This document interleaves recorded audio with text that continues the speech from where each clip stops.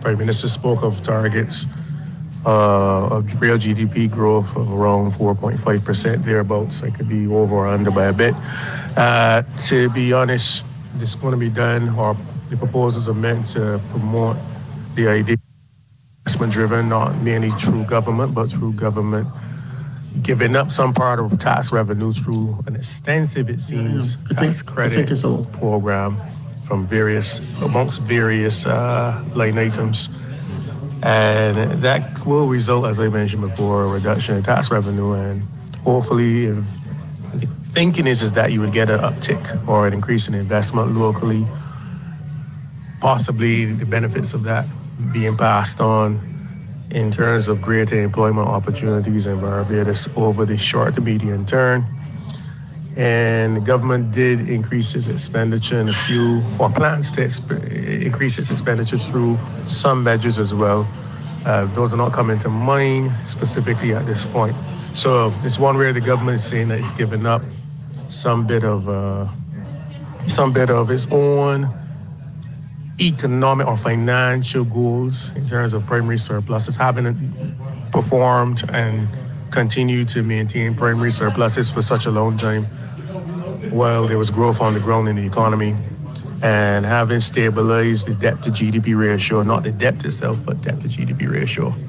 Overall, one of the greater worries is that given the immense risk the government's taken on by seemingly changing its position towards supporting growth entirely, and that being through investment-driven growth, so having the private sector lead that growth somewhat in different areas, one would have to imagine that the debt to GDP figure may grow in the short term, because I don't see most of these changes having immediate improvements in GDP. The hope was in the short term, but I don't really see it. I could be wrong, but you would expect that definitely the public debt will grow. Public debt to GDP may or may not grow. I think it's going to grow in the short term.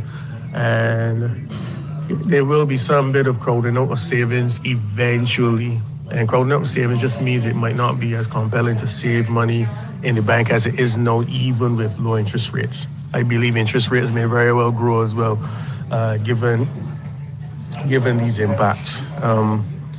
There are some peculiar strategies that were explored, but I don't really want to get into them because to me they have more of a political tinge than it does purely economic in nature. But the Prime Minister did mention that she's going to maintain some level of price stability through tools such as reduced import fees, through the social compact. But, what is the major trade-off would be that if prices stabilize and profits are slow in coming, you should expect, I don't want to use the word shortages specifically, but a reduction in what you get for the same price as before in the supermarket and at various places. It's just simple economics. Okay. All right. I want to thank Jeremy Stephen for weighing in on the matter.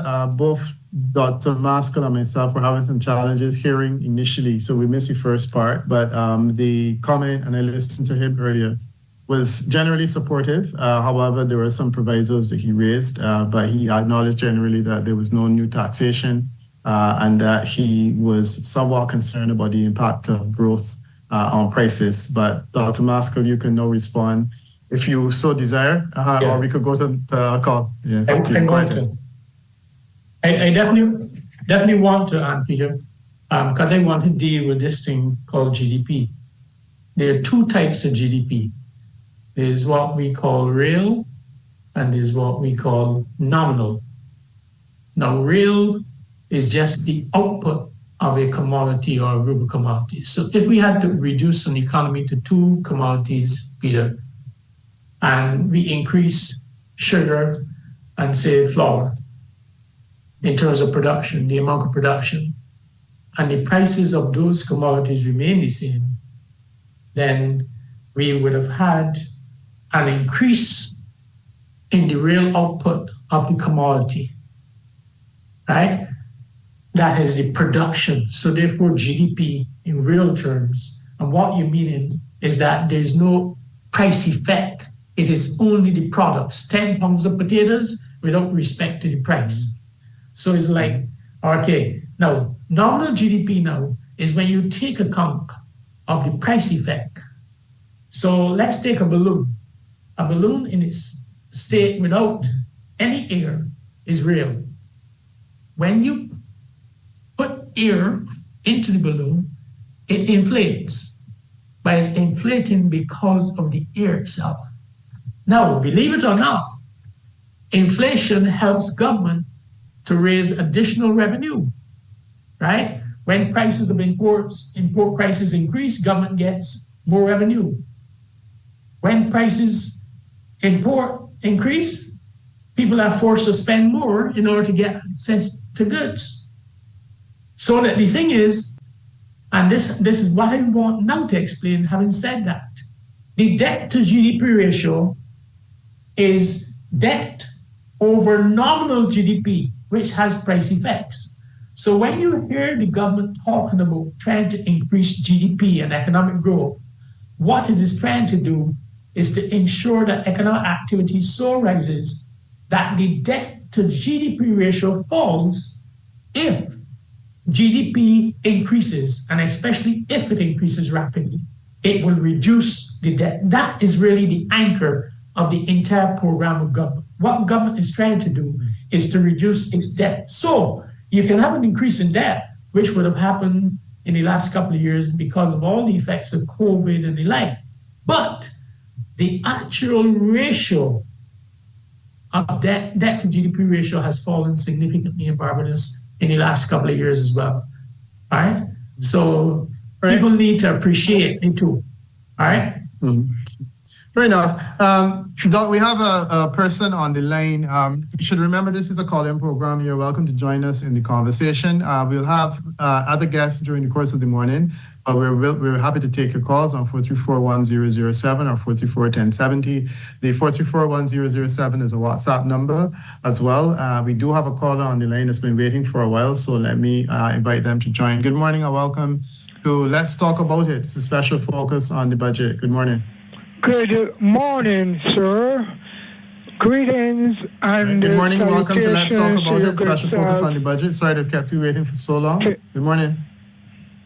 To your producer and to your possible guest. We kept that. Yesterday. Go right ahead, sir. Today.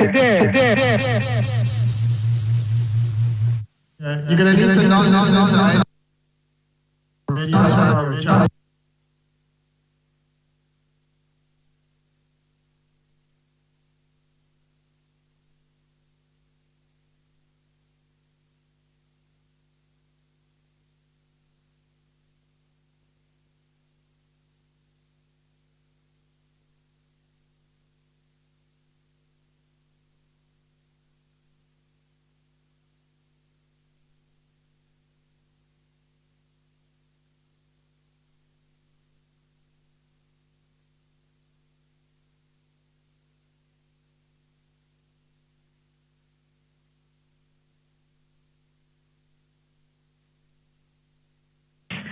Yesterday, I said that while our citizens were awaiting the budgetary proposals, I was more looking forward to the reply by the opposition leader due to the fact that I would have been unable to listen from the beginning and due to the cause of having had to pay my last respect to the party. However, my brief comment on the budget by the Honorable Mayor Moore Motley, SC, MP politician, as it is my perception, as in Christian terms, she is a cricket enthusiast, with quick to point out, class is class, form is only temporary, and leave all balls outside the off-stump. She concentrated on 6 ethics of life. 1, before you pray, believe. 2, before you speak, listen. 3, before you spend, earn. 4, before you write, think. 5, before you quit, try. And 6, before you die, live. A beautiful budget. My congratulations. Yeah, thank you, sir. Greetings and salutations. I imagine that Clyde will be very familiar with you over the years because you've consistently contributed to these programs. I have one that I think is of particular interest to Dr. Maskell, and the person is saying, I'm very disappointed in some areas of the budget since I can't recall hearing anything pertaining to agriculture on a date set for the start of the sugarcane crop. Dr. Maskell is uniquely perched to be able to respond to issues in relation to agriculture because of his chairmanship. And I'm hoping that he can give us a response or give you a response to the questions that you've asked. Yeah. Hello? Can you hear me? Yeah, go right ahead. Yeah, I can hear you. No. Yeah, as we speak, the factory is indeed ready, being tested. The thing is that some people need to come to the public domain and indicate that not all farms are ready, right? But there's this thing about trying to apportion blame. Who is responsible for when the crop will start? And therefore the notion that if you can point a finger at Portville factory, you have scored a point. Now let me say this, right? That the factory is up and ready. It will receive cane. We have made a decision that from tomorrow, once the farms can provide such cane, the factory will then be grinding cane this week and making sugar. But this thing about forcing the industry to start or the sugar crop to start is just a old thing based on people's notion of when the cane is ready. There are scientific ways of determining when to start a crop. And we have used those scientific ways in the last 2 years. All right? So we're up and ready. Mm-hmm. While we are on that, the divestment of the sugar industry is likely to take how many years? I have to admit, Clyde, I've never been a fan of government's continual involvement in the sugar industry, and I think the sooner you get out, the better. So for me, I'm just anxious to know when you're going to start and more importantly, when you're going to finish. Actually, Peter, again, you're hitting the nail. Now, the government of Barbados, within the last couple of years, has been spending in excess of $30 million in the industry. The industry has now been privatized.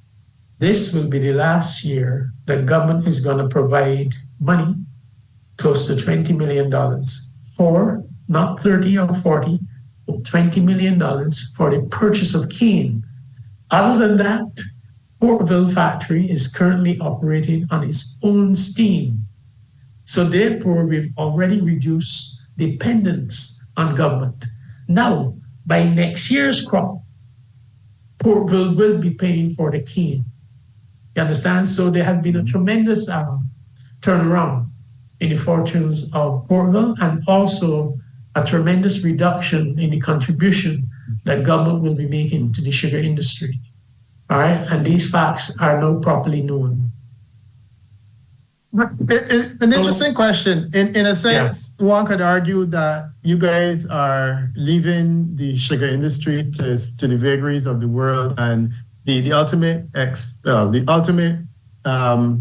what is likely to happen is that it's going to go the way of Antigua, St. Kitts, Trinidad and Tobago. Not here in Barbados, though, Peter. No. That's not going to happen. Because I'm not seeing how the maths works, and as I said, I know that let me give you the most supportive agriculture. Yeah. Can you ensure or can you assure us that the sugar industry is not going to close down in 3 years? Let me explain it to you. Yeah. All right.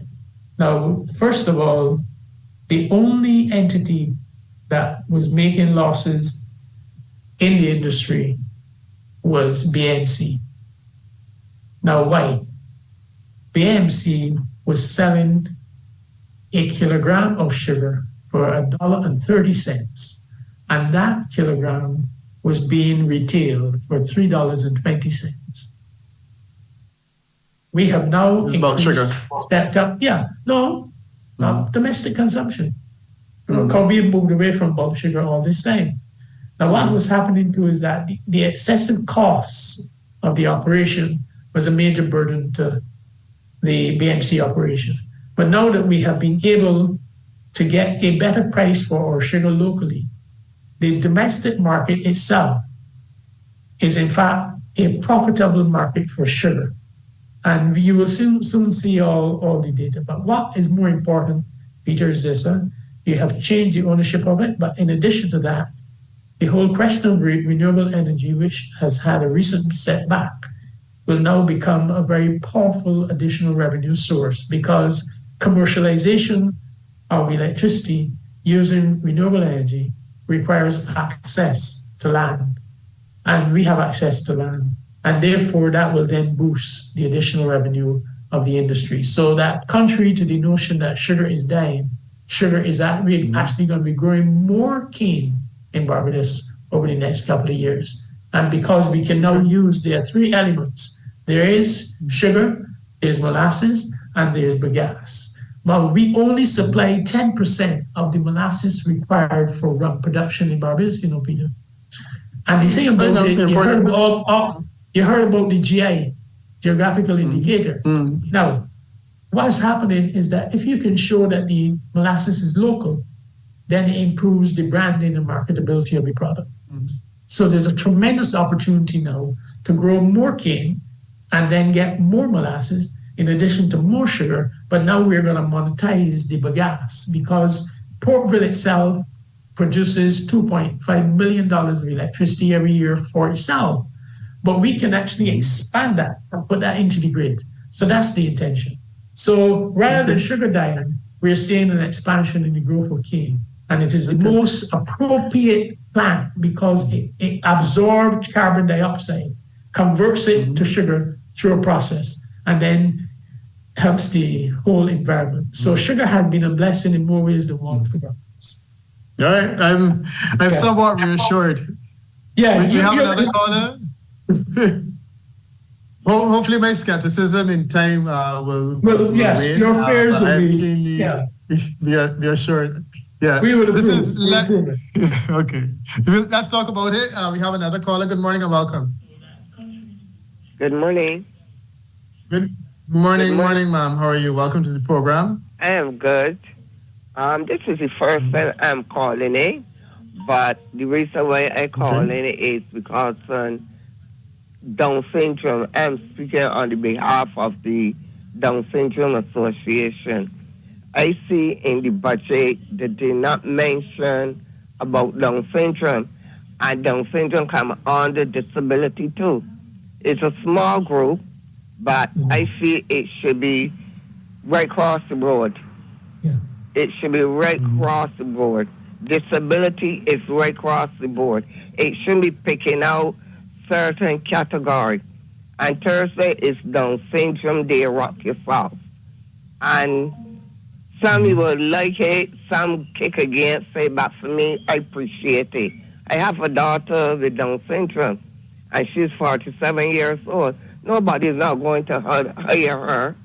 I have to support her until she's mine. But I see that them days should be included to get a stipend. So that is what I'm calling about. Yeah. I agree totally, Peter. In fact, I think that's just a definitional matter. I can't see how Down syndrome cannot be classified as a disability. So therefore, Mom, no public policy is perfect. And therefore, the question of defining disability can allow for you to enjoy the benefit that you deserve. All right? Yeah. That is something that can be rectified. That's not a problem. Okay, thank you. Yeah, no, ma'am, I should point out that in recent times there has been enhanced support given to Disabilities Association in terms of being able to register. I mean, the fact that I think that your son can now carry an ID card that indicates that he has a disability that gives No, a him daughter. entitlement to certain A facilities. daughter. Your My daughter, my daughter. apologies, Yeah, your that's daughter. no problem. Yes, no Right. problem. She have one. So things like that help. And I agree that there's more that we need to do. And that's the reason why you need to keep doing things like this, like calling programs like this, and pressing the Yeah. fact that we can't ever forget that, we have a whole string of disabled people in Barbados, and now we have new classifications of disabilities. So the autism spectrum is a thing now that is most popular on people's minds, because this is a new area in which we are hearing that people many of whom we thought were disabled, were not disabled, are actually disabled because they're being classified in that way now. So there has to be an expanded outreach. Fortunately, both Clyde and myself acknowledge this, and I am assuming that Clyde is in a far better position to communicate this to the powers that be than I am. So hopefully, you will see some reaction. But thank you for calling and for making that very important point. I appreciate and it. don't think my daughter, as I said just now, she's 47. And if you see her, she look like a 21. They have a mind of a younger child. And when I tell people her age, they may be surprised. They say, "You sure?" I say, "Why born her?" Yeah. Yeah. All right. Yeah. Okay, Mom, and I again thank you for it, and we will keep an eye out for other initiatives in relation to Down syndrome and also in relation to disabilities in general, because we definitely can't let disabled persons behind in Barbados. Thank you so much. All right, we have another WhatsApp message where the person is asking about the national debt. This is something which has been talked about quite a bit. Total amount of the national debt, how well is the repayment going? We were told some time ago that Barbados was the third most indebted country in the world in terms of the debt to GDP ratio. I guess the caller is asking, has that been brought down, and can it be further brought down to give us some sense of relief in relation to this matter? So I don't know, Dr. Maskell, can you speak to the national debt? Yeah, I don't know why. This is just people not wanting to accept the data. But the Prime Minister proved yesterday that the debt has fallen. The Prime Minister showed that having restructured the debt initially and then having encountered COVID and other disasters, that the government borrowed more money. It wasn't hidden. Therefore, it is clear that the debt of Barbados has fallen. I don't know what more you can tell people. They're doubting the data. I think what happens. Huh? Yeah. No. You finish your point. Yeah. Yeah. The important thing about that is being able to serve it. The government has demonstrated that in 2018, it took 68 cents out of $1 to service debt. With the reform, it has now fallen to 30 cents.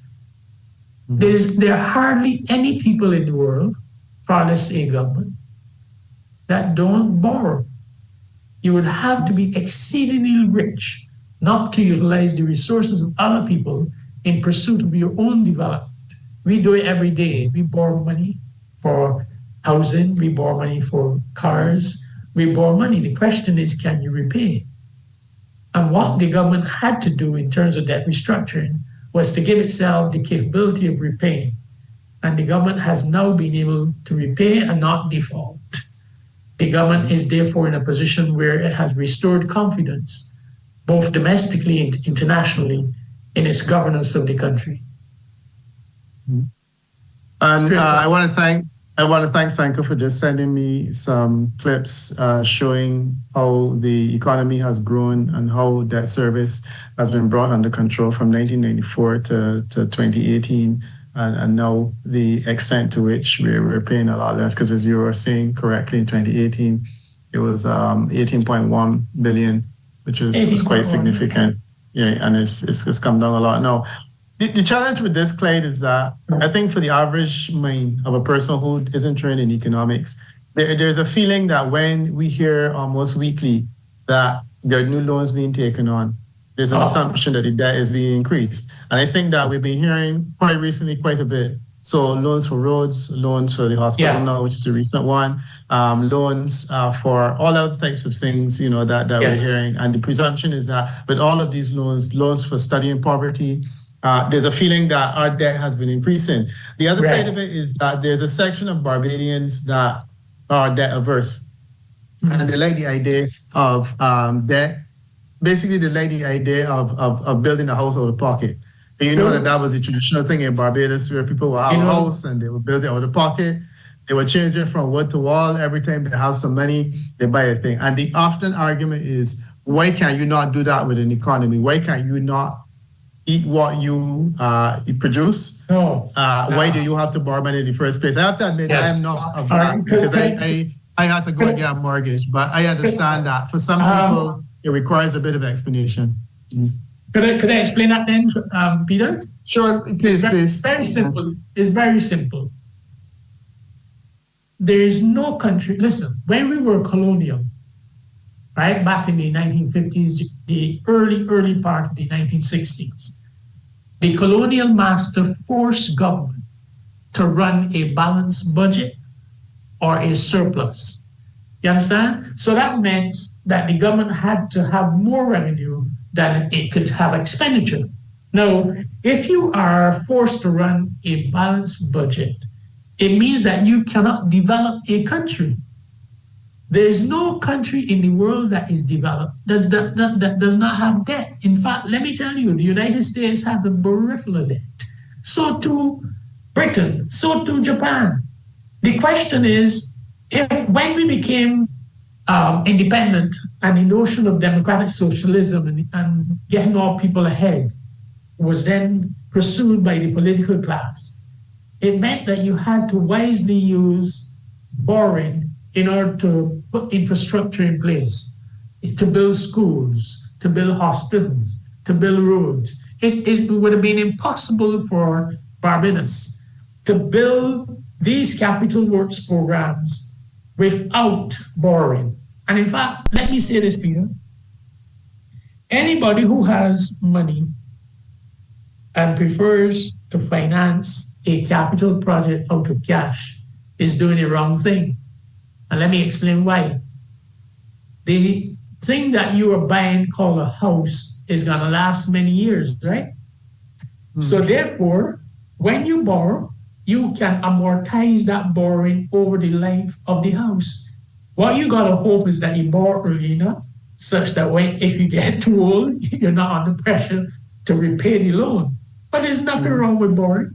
The important thing with borrowing is to make sure that you do something sensible with the loan. And by sensible, it means that you're either going to improve your well-being or that you're providing something for someone else. Now, let me end on this. Governments are in the business of making people happy. Governments are also in the business of taking care of the vulnerable. And therefore, when governments borrow to help the vulnerable, they're doing the right thing politically. You have to make sure that once you borrow, you can repay. That's all. Okay. All right, well said, Dr. Maskell. And I always have to remind people that you were a lecturer in your prior life. And I believe you're still a lecturer now to some extent. You may not recall this, but many years ago in the central bank, you took out a flip chart and taught me the fundamentals of value-added tax. This is when, back in the day, we were grappling with the question of how VAT works. And I remember you pulled out this clipboard and went through it in a very succinct way. And I appreciated that simple explanation at that time. I think that was around 1990s, mid-90s. Yeah, I don't even know if I should admit that I'm the one who suggested that for Barbados. No, but I mean, but I did. I was gonna say that for you. I know you were the architect. The reality is that was introduced. Yeah, it was introduced under ASA, but certainly the work, the planning setting up was done under yourself. And as I said, I was told when I was curious about how that would work, that I need to go to the guru. And I was sent to you. But anyhow, that's good historic information to have. All right, we're supposed to take a break at 10, but we have some calls on the line. So let me see if I can take at least one of them and say good morning. Good morning, Peter. Morning. Yeah, are you hearing me?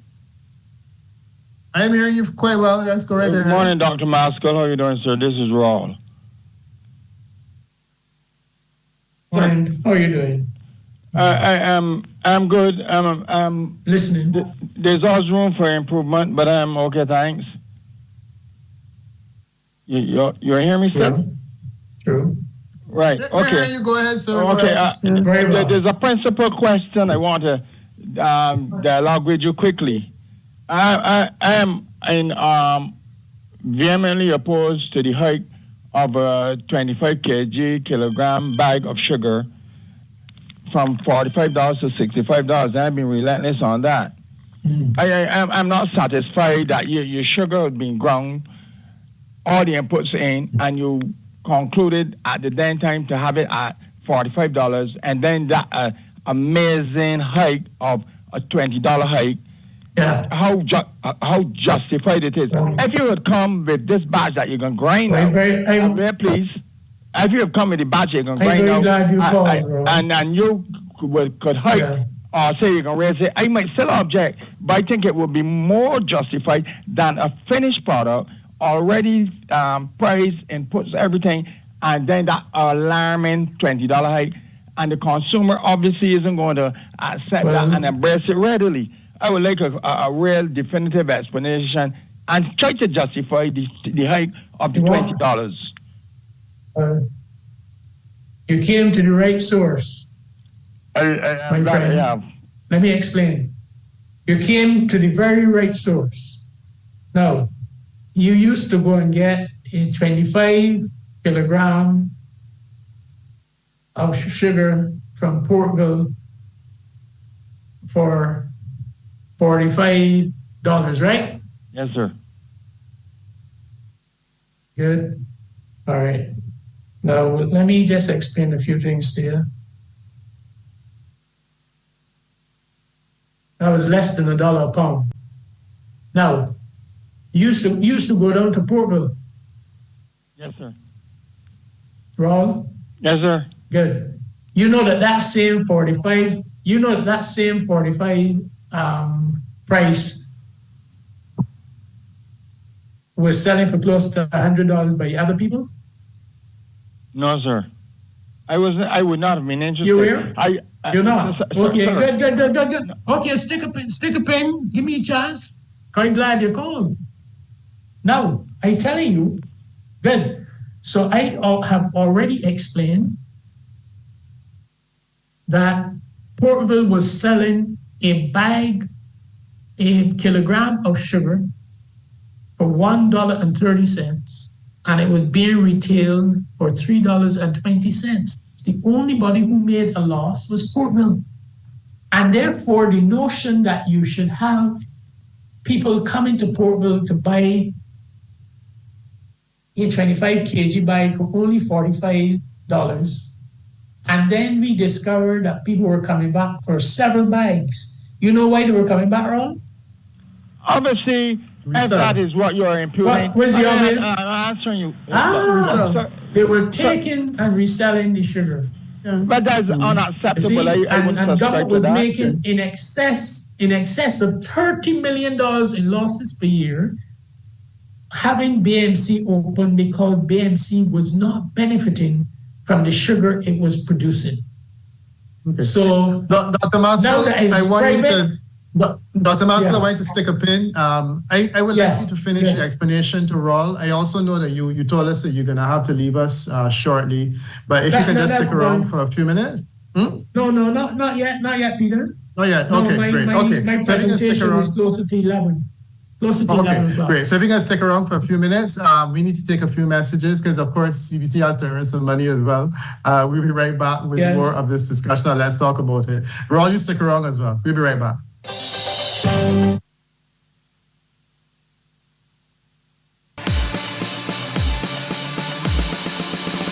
Go.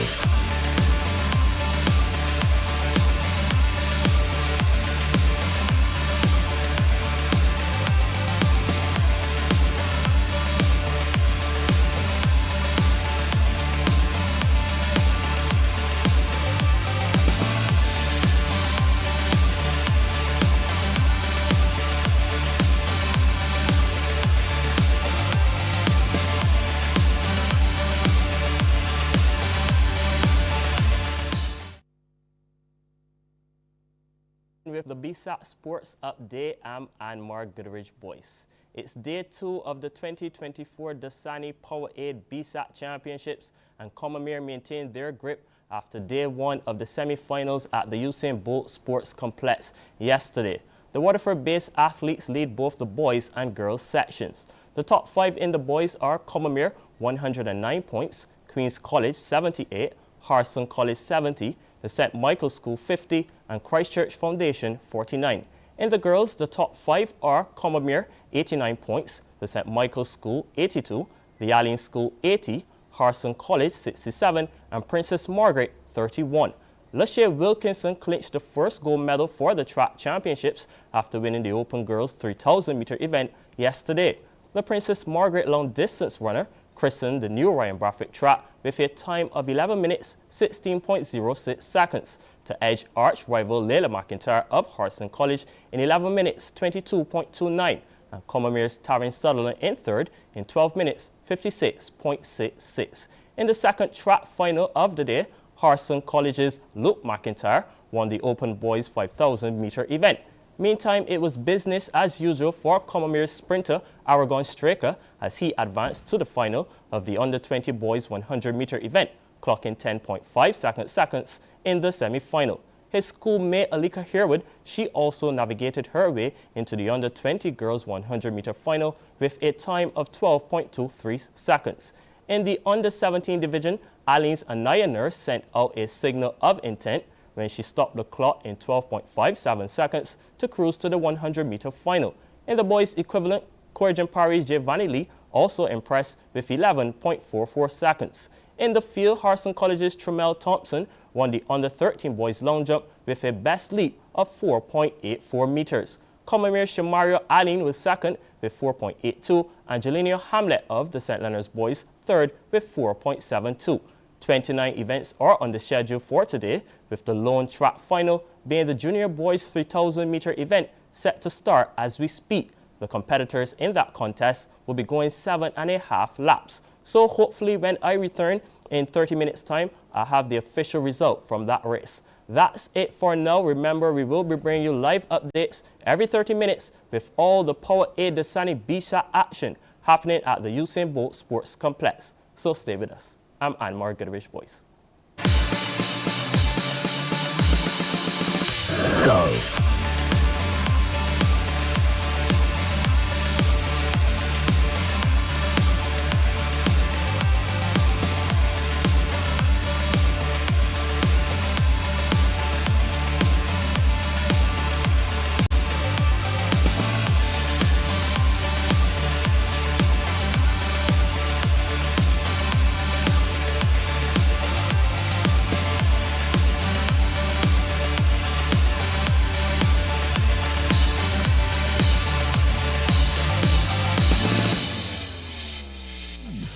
.7 FM.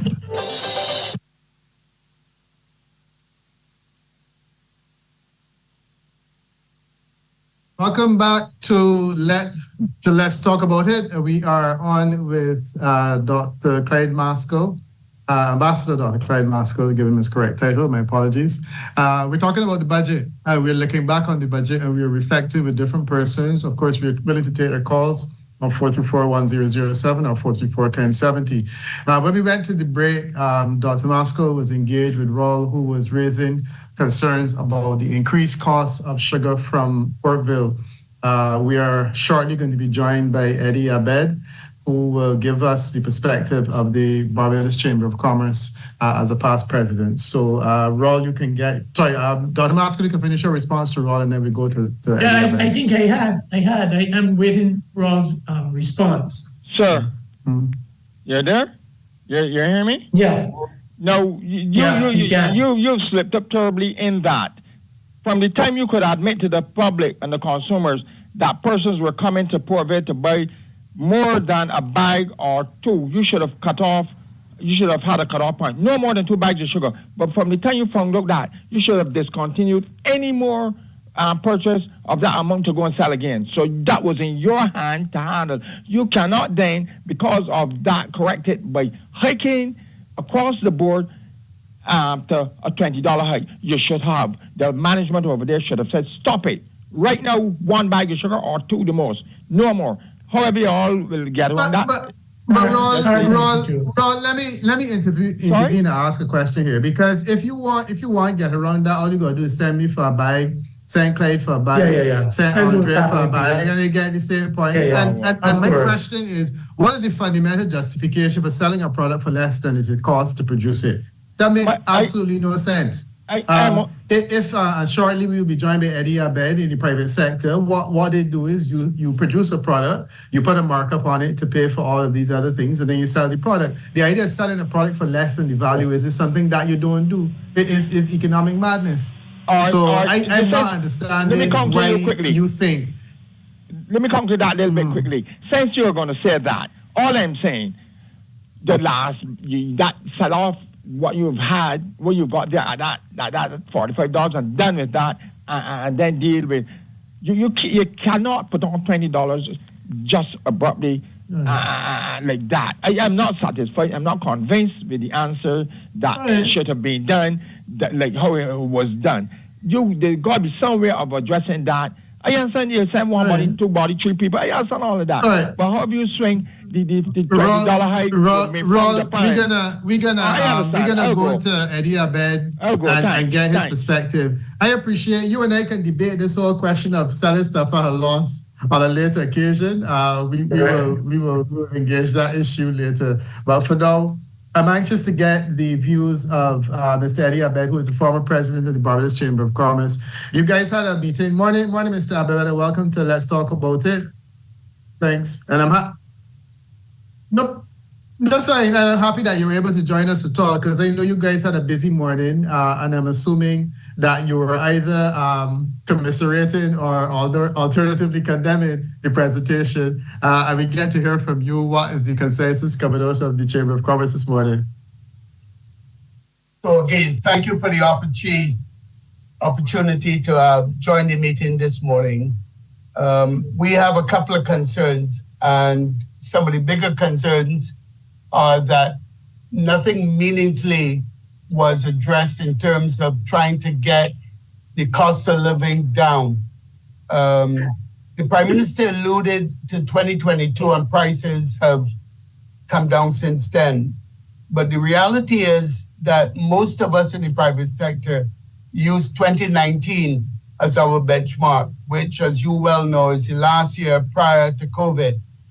2022, we had already seen considerable inflation. So it's a little deceptive to use that as your benchmark, because yes, prices would have come down since the high of 2022, but equally, it has not come back to the levels of 2019, and I dare say it will never will. So we were hoping that we would have seen more to address inflation, especially at the food and very basic needs that people would require to survive.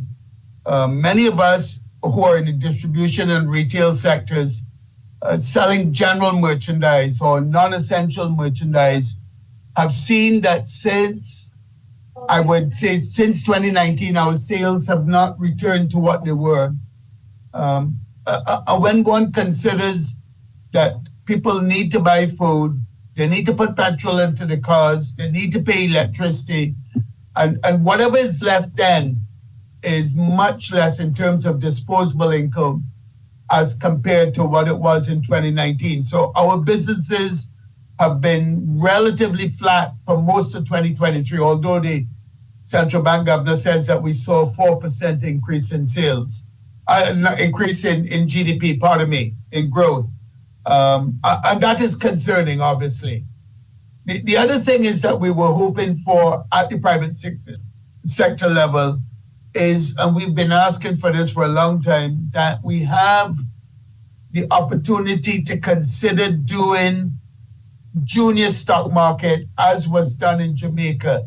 If anybody's aware of that exercise in Jamaica, it brought tremendous amount of capital, albeit capital that was sitting in banks and the banking sector that was non-productive, into the junior stock market where people invested into smaller, medium-sized, and larger-sized companies, and the market has grown considerably.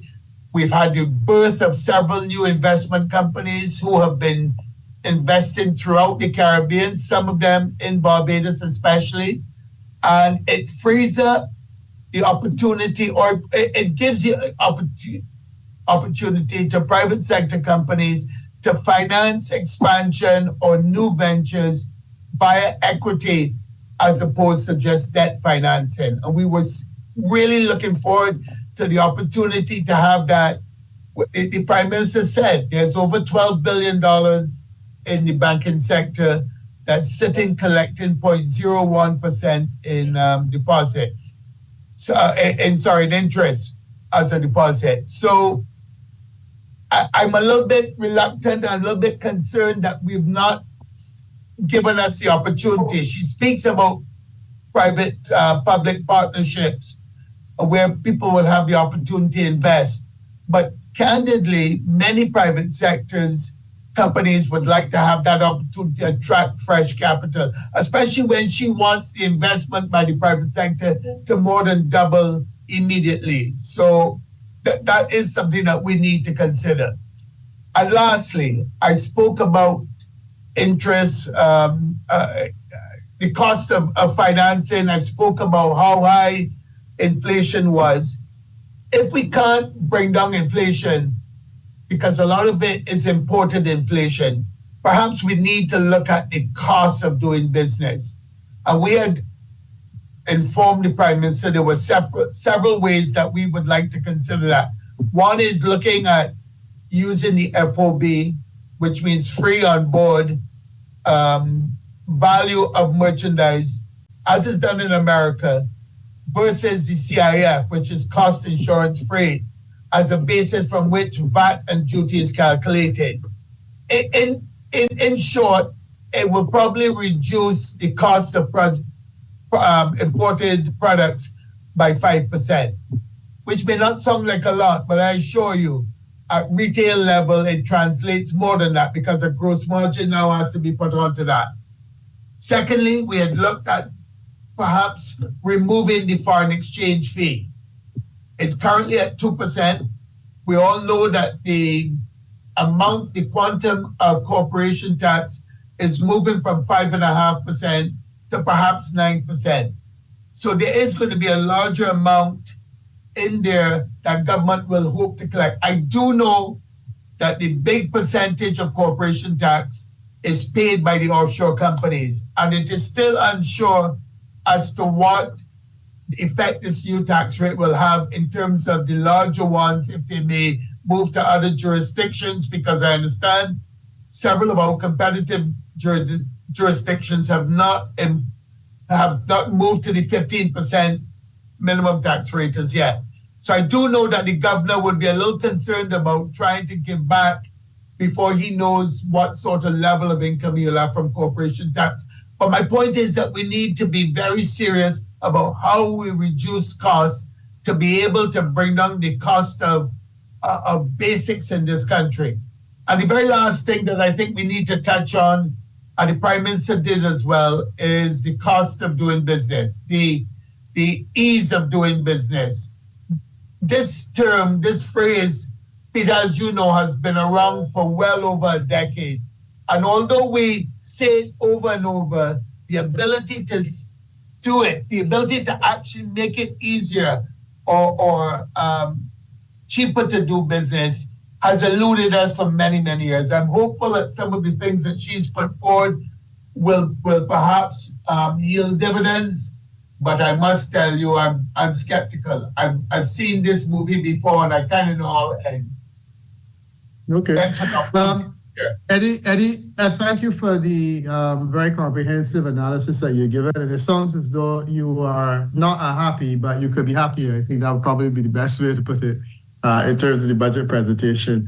The point, one of the points that struck a chord with me is the foreign exchange tax, which I think is one that it does add to the cost of doing business. And I know that certainly in the neck of the woods that I work in is it continues to be a bit of an irritant, and it was something which government indicated they would look at, but just not just yet. And I guess we're hopeful that we can hear something. The other points that you made, I think, are reasonable.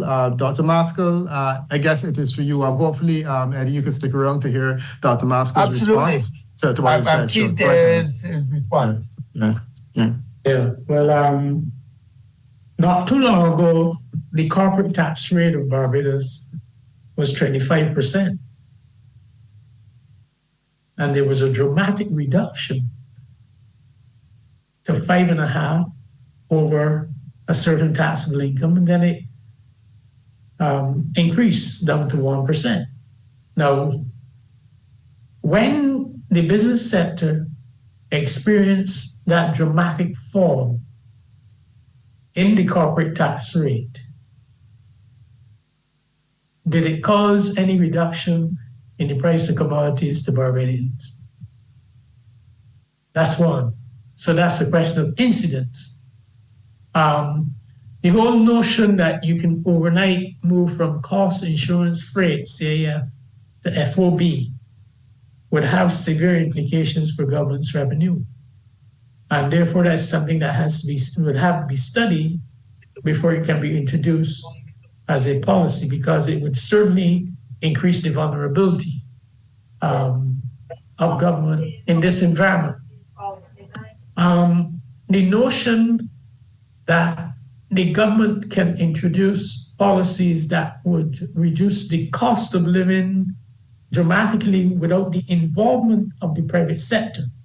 Now, Peter, here's what happens. You got SAF, you got local value added, you put on a margin on the commodity, then you look for something and make sure you get a profit and you sell it. All right? So in between importing a commodity and its sale to the final consumer, there are several different tiers and layers. I am tempted to speak to something that I know very well about in recent times. And that is that if you check the price of sugar in Barbados, you would see several different prices.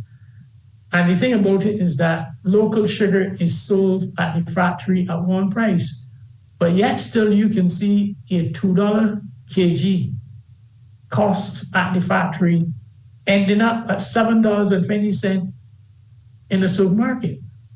And I have all the evidence.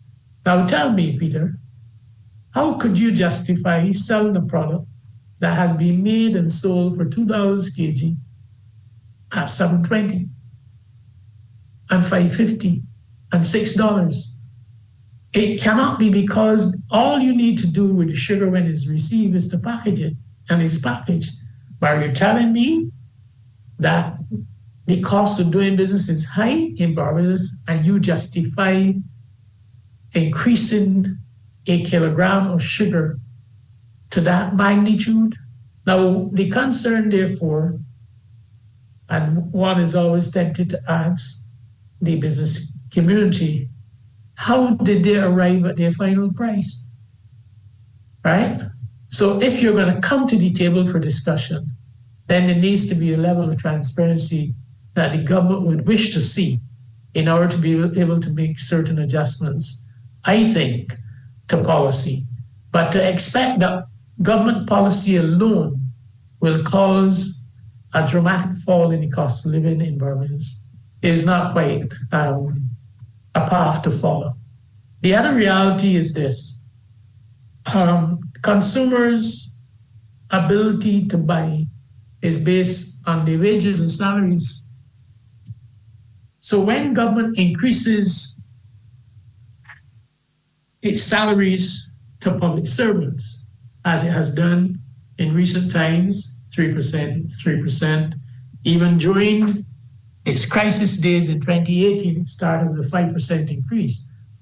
I am telling you this, I have seen no evidence where public sector wages and salaries have increased commensurate with what government has done. And unless the private sector is willing to contribute to increase disposable incomes for Barbadians, then the ability of their commodities to be purchased will be compromised. And since government is less than 20% of the economy, it means that private sector initiatives to cause a reduction in the cost of living on the one hand, or to cause an increase in purchasing power on the other, will be predominantly in the domain of the private sector. And that, therefore, would lead to major discussions that we will have to have with the private sector in relation to playing its part. Now, the question of investment is all based on a rate of return. People are not going to invest unless they get a rate of return. And nobody's requesting a businessman to get involved in any venture unless that businessman is going to earn adequate rates of return. The issue in Barbados is the extent to which the adequacy of that rate of return is compromised by the actual ability of the consumer, right? And therefore, we see that in Barbados, some people say that they struggle to make profit. You never know, because you're never quite sure that you're getting the actual data that you need to be able to sustain such an argument. But I can say to you, though, that going forward, the concept of a private-public partnership means more than investment. It must mean that the two parties are willing to share more in truly addressing the issues that impact the Barbadian public. But it cannot be the expectation that public policy alone, government policy, will get us out of certain predicaments, especially in relation to cost of living. Satisfactory explanation, Mr. Abed? Dr. Maskell, with the greatest of respect, I need you to cast your memory back to when corporation tax was reduced from 25 to 5.5%. We had gone through a decade of not only no or stagnant growth, it was a recession. Many of us had seen a reduction in our revenue. So to make the point that you would have liked to have seen more at the market level in terms of us reducing prices commensurate with the reduction in corporation tax is a bit of a misnomer, because many of us were on our back. Many of us had suffered 10 years, a decade of stagnation. So we needed the opportunity to build capacity and come again. Many of us took that additional revenue or surplus cash flow to reinvest in our businesses. So I think you have to tell the whole story. But I do take the point that with a reduction in corporation tax, one would hope to see some of that windfall being passed on to consumer. The other thing about minimum wage is that I cannot honestly think of any successful medium to large size businesses in this country that pay minimum wage. We can't attract the talent paying minimum wage. Where we have a problem is that once minimum wage goes up, we find that we have other people at the lower end of our pay scale who then start to say that previously I was earning X percent more than minimum wage and I want to maintain that X percent. So they are hopeful to get an increase.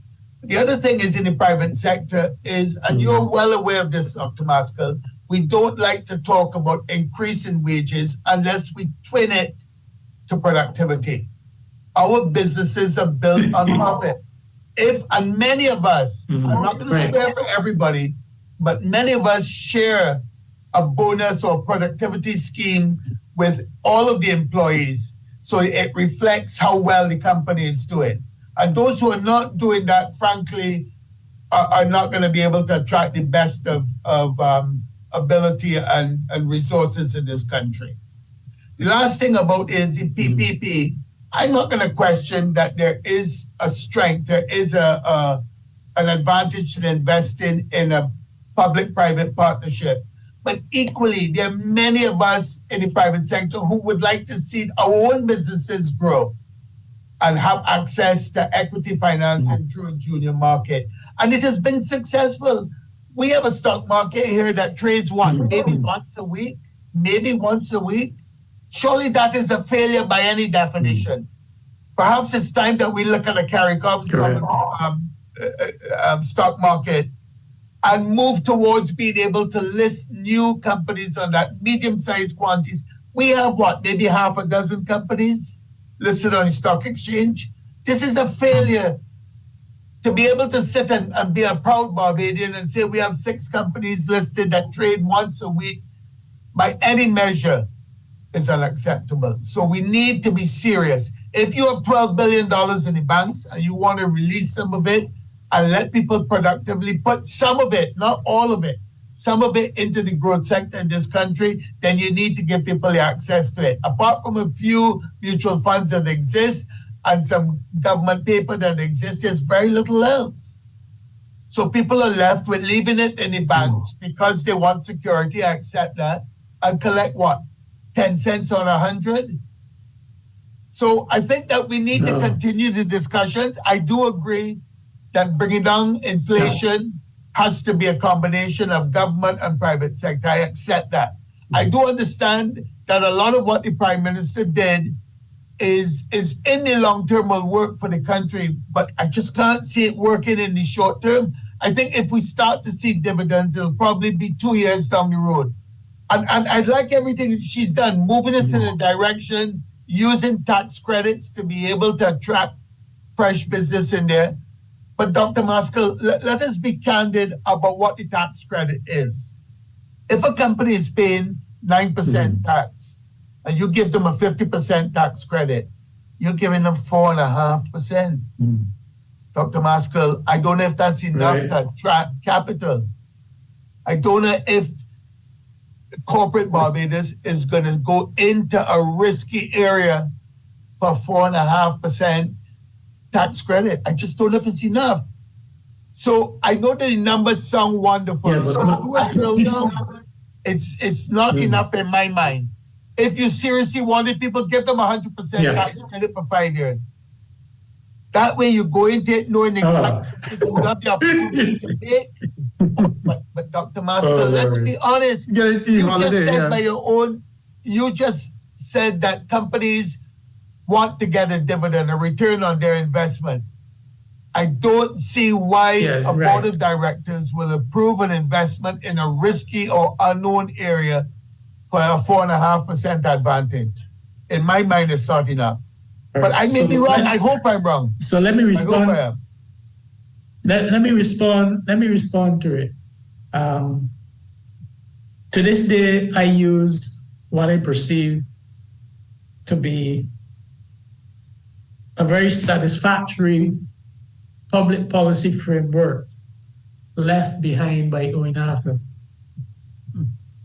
One, all public policy must have clarity of purpose. What is the intention that you're trying, or the mischief you're trying to resolve, or the thing you're trying to promote? Clarity of purpose.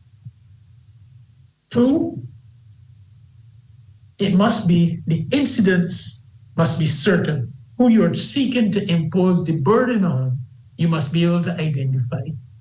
With respect to credits, as you know, credits are below the line. And you just told me that. So it comes after you've determined the tax that the individual or the company would pay, and then you give that benefit. The beauty about the credit, with the credit as well, is that the incidence is certain. If I want to help small business, I can directly through the credit provision. If I allow an allowance, as is the case in taxation too, sometimes you will have a child allowance, say for tax purposes, and everyone gets it. You've not targeted who you want to get it, so everyone. So the difference between the allowance and the credit is really a question of incidence. I don't think you could expect, though, a government that is fighting a program. Perhaps what is not recognized in Barbados, because things have settled so well, is that the current administration is still into a program. And to be able to come and have such a far-reaching budget in this environment is commendable. And that's why I said, Peter, at the start of this discussion, that what I'm seeing, I find remarkable. This is a genuine attempt to have growth, which is required, but to have growth that is sustainable, so as to ensure that the government itself is not pursuing a path that is not sustainable because it gives up too much by way of revenue. A government itself is trying to do something that is sustainable because it recognizes the need to help the vulnerable in the society. A government that understands the need that the QH is in need of repairs. A government that sees the need to look forward and deal with the issues of water at the Barbados Water Authority. Because in the absence of that in the future, it can't be sustainable if the next generation doesn't have access to it. A government that recognizes all these things and more, that a population that is declining needs to be addressed. Because if we're not careful, the aging population will become an increasing burden on government going forward. So why I said from the start that this budget is far-reaching is because it is not only economistic. It doesn't only look at math and the economics. It has taken a very broad approach in ensuring that social issues are being addressed. Now, social issues require money. That the environment is being addressed requires money. And that is the sense in which there has always to be balance. So that the other two parameters of the Wayne Arthur framework would be consistency of policy to ensure that your overall objective is met by the policy that you're currently pursuing. And lastly, you must have cost effectiveness. That perhaps is the greatest constraint on any government, how to make a policy cost effective. And that is why you can't go and give 100% credit the way that Eddie is asking for. Right, Dr. Maskell, I want to ask you to just stick a pin there. We're going to have to take another break. Eddie, if you can stick around for a few minutes, we're going to come back from the break, then we can continue our exchange. There are also some people on the line that wanted to engage with both of you gentlemen. So we'll be right back after a few messages with more of Let's Talk About It. Do stay with us. We are break for 2 minutes.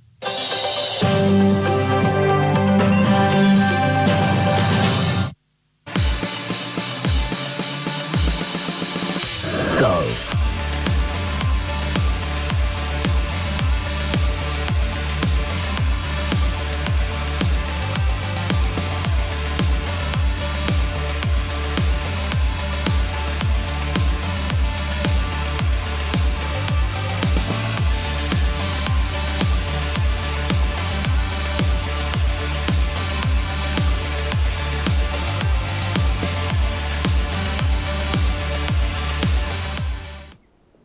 Welcome back to the BSAT Sports Update. I'm Anmar Goodrich Boyce. The lone track final on the second semi-final day at the 2024 Dasani Powerade BSAT Championships, the Junior Boys 3000 meter event, has been completed, but we are currently awaiting the official result from that event.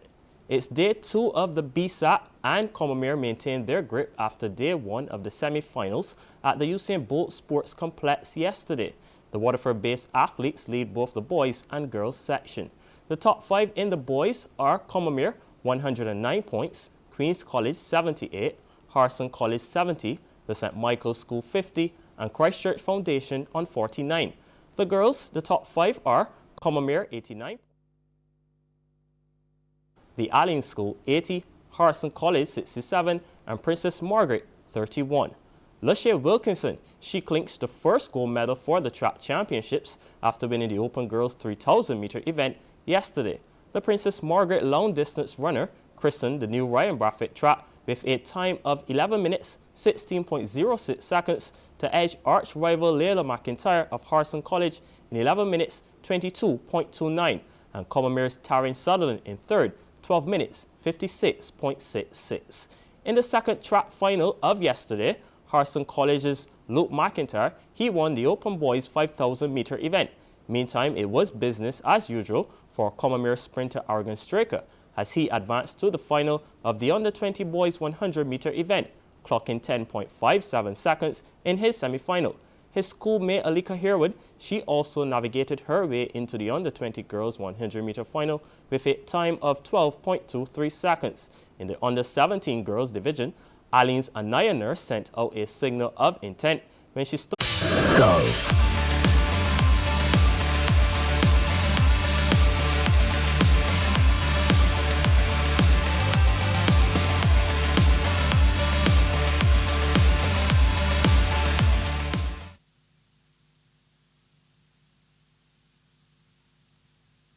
Welcome back to Let's Talk About It. This is a special program today. We are looking at the budget and we're doing a review. We're the distinguished company at this point in time of Dr. Clyde Maskell and Mr. Eddie Abed, who represents the Chamber of Commerce. He's a past president of the Chamber of Commerce. I'm not sure if he's officially representing them today, but we were having an interesting exchange. Right, so past president. Yeah, so we have an interesting exchange between himself and Dr. Maskell. Eddie, as we brought, you were about to give your response to what Dr. Maskell has said, and then there's some callers that wanted to engage. So you go right ahead. I think I need to reiterate that I'm not unhappy with the budget. It's far from that. I'm extremely pleased with it. I think that it has been brave. The Prime Minister has recognized that there are areas that need to be targeted, and to Dr. Maskell's point, she has done specifically that, to go after areas where she thinks needs greatest assistance. What I'm concerned about is she keeps asking the private sector to invest, to double their investment in this country. So historically, corporate Barbados has been very risk adverse. And I don't think I'm telling tales out of school. So if you want to attract them to do so, then there must be the opportunity for a better return on the investment. If you're asking them to do so in a risky environment of which they're unsure or they have no experience, it makes it even worse, because unless the reward far exceeds the risk, I think you will not get the necessary volume of investment that you're looking for. And that was my point. That although it sounds good to say a 50% tax credit, the truth is it only boils down to 4.5% corporation tax. And as Dr. Maskell quite rightly said, this is below the line. So if the venture makes no money, if the venture is a failure, the tax credit means nothing, because you can't apply it to a loss. So I think that this has to be taken into consideration. I do know that there's a wave of younger, more entrepreneurial Barbadian corporate leaders now who will take every opportunity to grow their businesses and have gone into areas where hitherto might have been seen as being risky or unsure. And I do know that that exists. And of course, the larger companies have gone offshore, where they're reaping dividends in many other jurisdictions outside of Barbados. So, you do have the dichotomy. The question is, where are the medium-sized businesses in all of this? Are they the ones that we're trying to attract to sell, to invest more? Are they the ones that we're trying to move in a certain direction? And if they are, perhaps the incentive needs to be greater. And no disrespect to what you said, Dr. Maskell. I completely understand what you're saying. I'm just telling you what it is from my level. When I come to my ground zero at the board level, these are decisions and the questions that will be asked. So I just wanted to clarify that. Right. I think that it's a good conversation that we're having, and I don't believe that it's condemnatory of the budget in any way. It's essentially saying, where do we need to go? And I think that really is how I would summarize both the budget and the conversation that we've been having. Have we gone far enough? Do we need to go in terms of generating investment and so on? I believe, Eddie, you touched on you touched also on the tax, the foreign exchange tax. Before we go to the calls, Dr. Maskell, any quick response in relation to this tax? Because this has been a concern for a lot of people that, 5 years in, we still have this foreign exchange charge. Yeah, well, that means that it is being very useful for government. Clearly. Yeah, useful for government and payable for us. Yeah. And in all fairness, that's the area of greatest vulnerability. Not that we don't earn foreign exchange. The question is, do we see as much of it as we should? And that perhaps is the thing. So this is a safety net for government. And But until you can Clay- convince them otherwise, they're going to hold on. But to it. that's why I was hoping that we were trying to convince government other ways, using you as the vessel for convincing. Because when this was being done, we were told that there was very little foreign exchange around, and we were trying to safeguard our resources. But from what I'm to understand, no, we are awash with foreign exchange. Yes. Not that this is a good indicator, but the illegal market in Barbados is there's not a lot of excitement in terms of the legal foreign exchange market, and that's usually a reflection of the fact that the legitimate sources are also there. But people get burned with this thing each and every time they make a purchase on Amazon, or if you have a Netflix subscription, no, every month you pay a foreign exchange charge, and this is something which people have said, well, look, if it is that we have the foreign exchange, why are we still paying the charge? But as you said, it's useful. Yeah, the problem is, Peter, is that the concept of a market has been redefined. And we came up, even in my profession, seeing everything as goods and services. And now what has happened is that a lot of that now has gone online. So if you're not careful as a government, what will happen in the future is when people start doing everything they want to do online, and you don't have any means by which you can tap into it, you have reduced your capacity then to earn revenue. So this online thing then will be accompanied by government's ability to access it, because you're shifting the means by everything is being done in the book, right?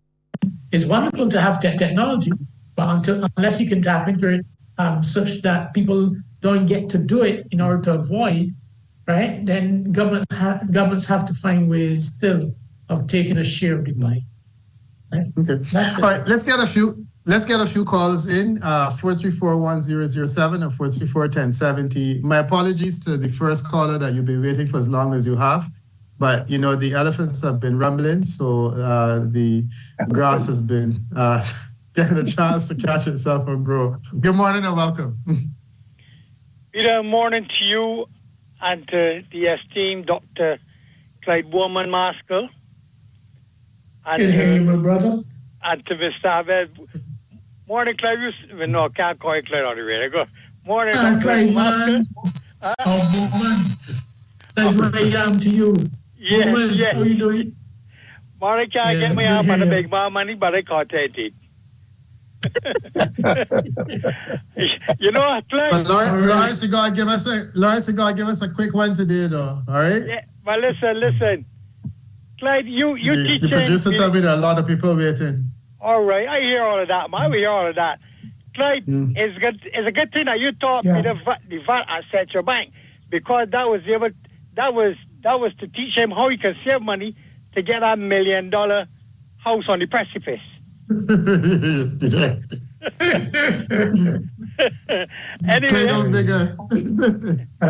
Anyway, Clyde, this question is for you, and then a little comment.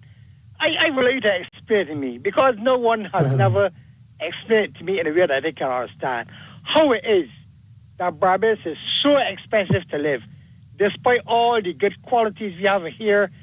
You get water, you ain't got good, you ain't got the post office for your mail, you got good health service, everything.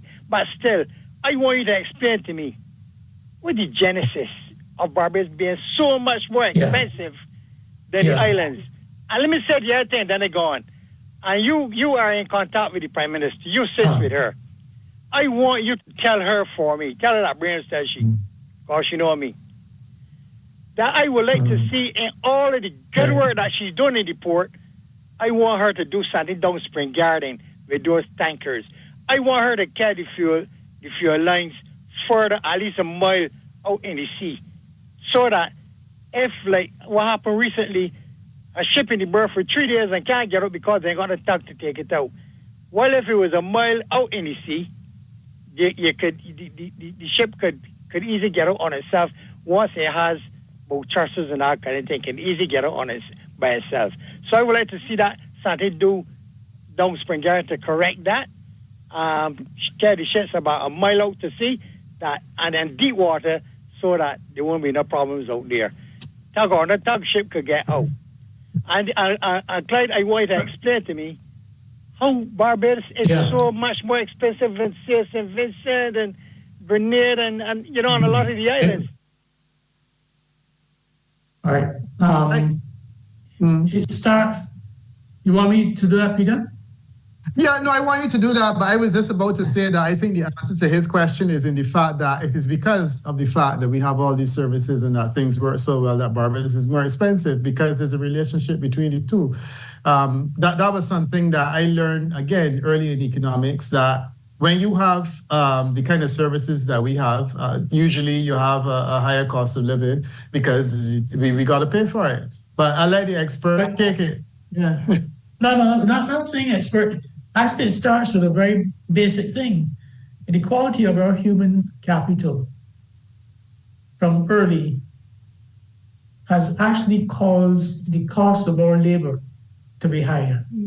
All right? The quality of the human capital. So that I was shocked to discover, like, say 10 years ago, when a Barbadian waitress was getting $120 that a similar person in Jamaica was earning $20. And don't be fooled by that initial thing where so much emphasis was placed on getting schooling in order to be able to deliver a high quality of life. And in order to get that schooling, the government itself had to have access to resources. And then what happened then is that the more that you get, the higher your expectation is. So that Barbadians take it for granted that there's a QH, so that when I become ill, I go there and get services. Barbadians take it for granted that they're entitled to university education, so that when it was withdrawn, the tuition fee, there was no crime. And therefore it was restored. We take a lot of things for granted because with limited resources, we have been able to enjoy a quality of life that is very good. Now, we're going through some tough times, but that's the nature of life itself. That's the nature of living, that you're going to encounter difficulties sometime. And then the question is, how do you manage? And this is what you're seeing here by way of leadership, in that you've encountered a difficulty, something that people thought could not be rescued. And just through innovative leadership, you're finding that, hey, things are not as bad as we expected them to be. I can tell you this, though, Peter, that what is most required in this country to get us where we want to go is actually to improve the quality of leadership in the middle ranges of entities. So what happens is that we feel that somehow in life, that if you have a good captain, that's all. Right? No, it doesn't work that way. You have then to be able to execute the policies. And as you go down into the lower tiers, you need to have a level of supervision and leadership that gets you where you want to be. That is, you want to execute the policy. So if the gap between the two is too wide, you find it more difficult to be able to achieve what you're trying to achieve. And that is why I go right back to quality of the human capital. We've been fortunate, but we need to change that inner middle ground and give it more responsibility to execute the policies that we want executed. But that's my view, Brains, that having enjoyed this quality of life that we have, it has come at a cost. And that cost is the cost of living. Yeah. And I would support that entirely. I don't have a lot of experience with the Jamaica example, but in Trinidad and Tobago, I know that you can get similar skills to Barbados for a lot less. The challenge is that when those people get ill, people complain about the QEH, but they haven't been to Port of Spain in general. And the reality is that the protection, the social protection provided in Barbados is significantly better than most of the countries in the Caribbean. And sadly, that's the reason why we will pay more for it. I'm sure Eddie will talk about the significant costs of national insurance and social security protection that he would have to pay, which is also a cost to him doing business. But in the final analysis, his counterparts in other parts of the world don't carry those, but the protections are less. So, all right, let's take a couple of calls.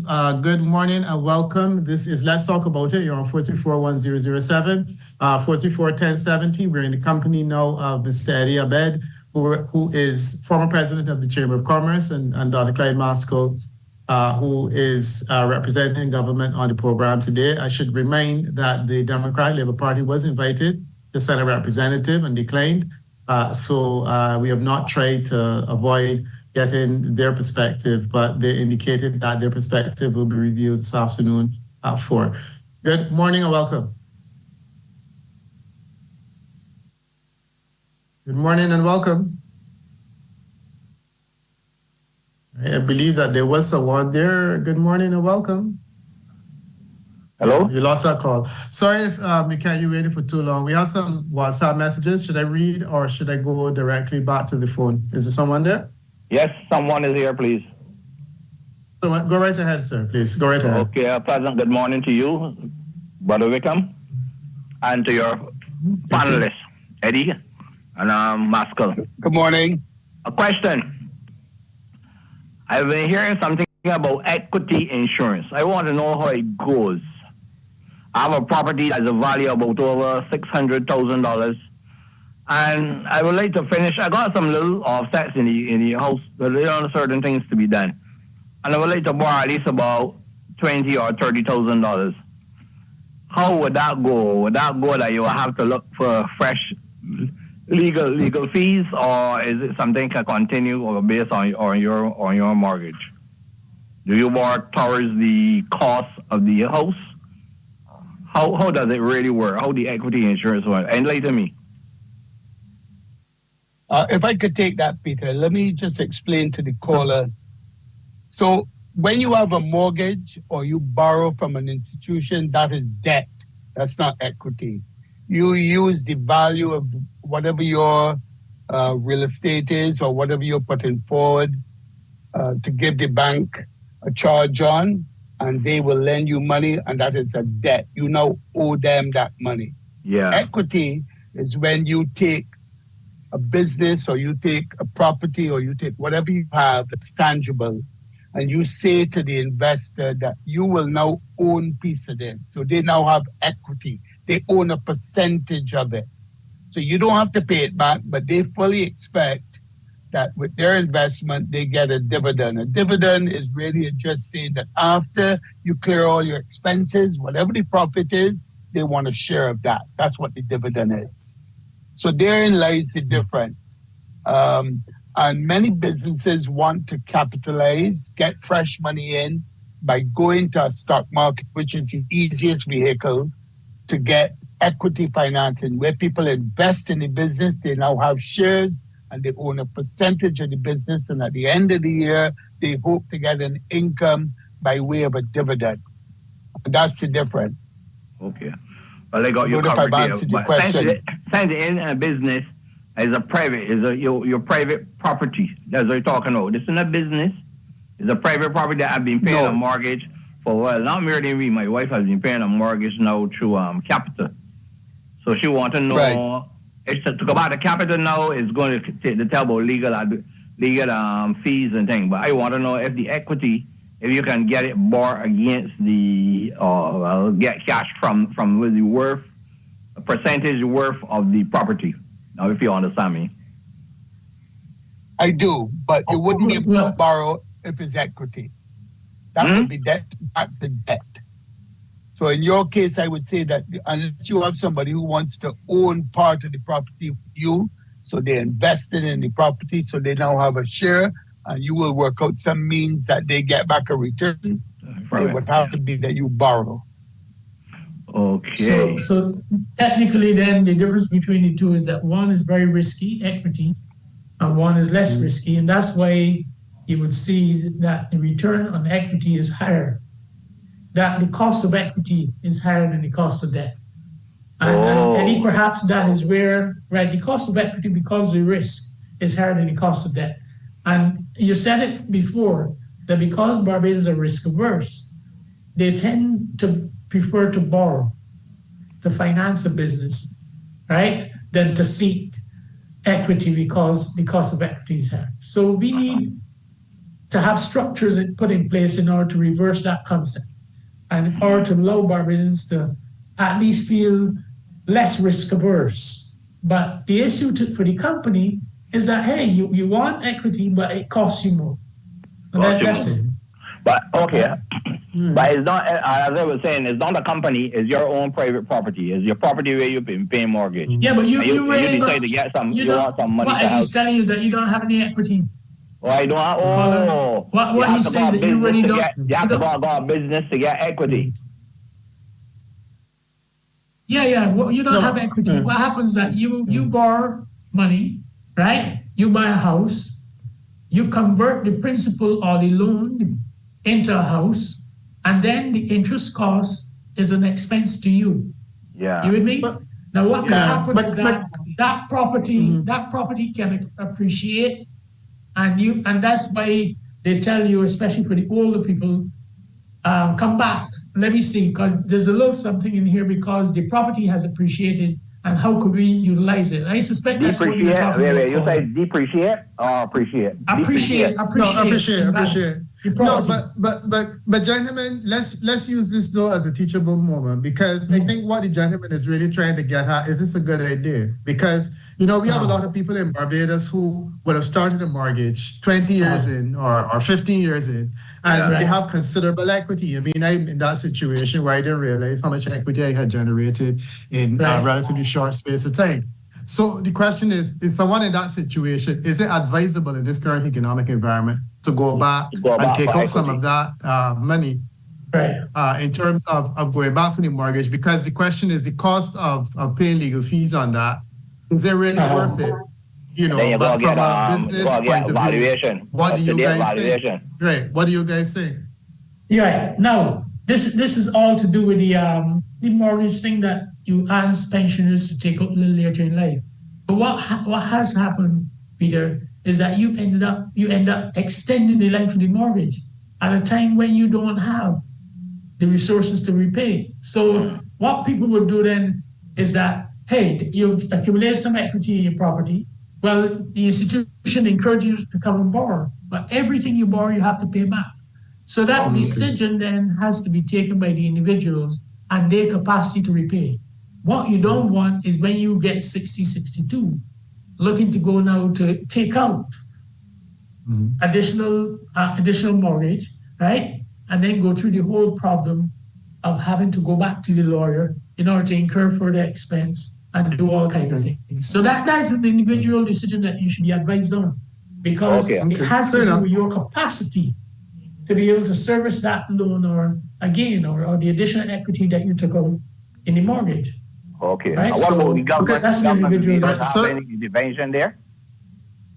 The government will be able to have any intervention there, trying to avoid you with legal fees, create some kind of method. Right. So how the equity works in the United States, the thing is basically the same thing here, or it sounds so pretty easy to go and get money in America and put up your property. You get value, you get the value. Right, but you see, again, buddy, you're talking risk. I can go to the United States and get $500,000 in insurance for $15. You understand? Because the pool of risk is so great, I can get access to it. In small economies like this, those kinds of things are not readily available, right? I mean, you may hear a lot of talk about it, but that's not readily available. Size is important because size helps you to deal with risk.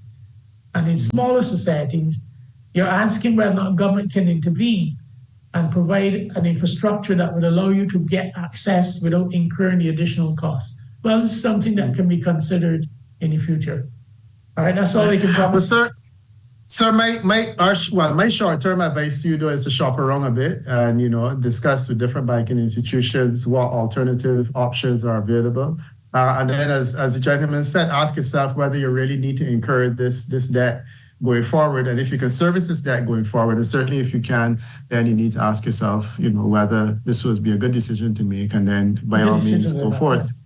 Yeah. But the data sir, thank you for thank you for calling with a constructive question that help us to think about what are some of the things that are on people's minds. We're at 11 o'clock now, and Dr. Maskell had indicated that he had a commitment. And Mr. Eddie Abed had already indicated to us he would be with us for a short period. We also have to take a commercial break. So I don't know if Dr. Maskell, you want to say your farewells at this stage, or should we take a commercial break first? It's up to you. Mm-hmm. Well, thanks a lot for having me. Okay. You want to take a break? Are you taking a break? Okay. All right, we take a break, and when we come back, we'll deal with administrative matters. So just stay with us. We'll be right back in a few minutes with more of Let's Talk About It. Do stay with us.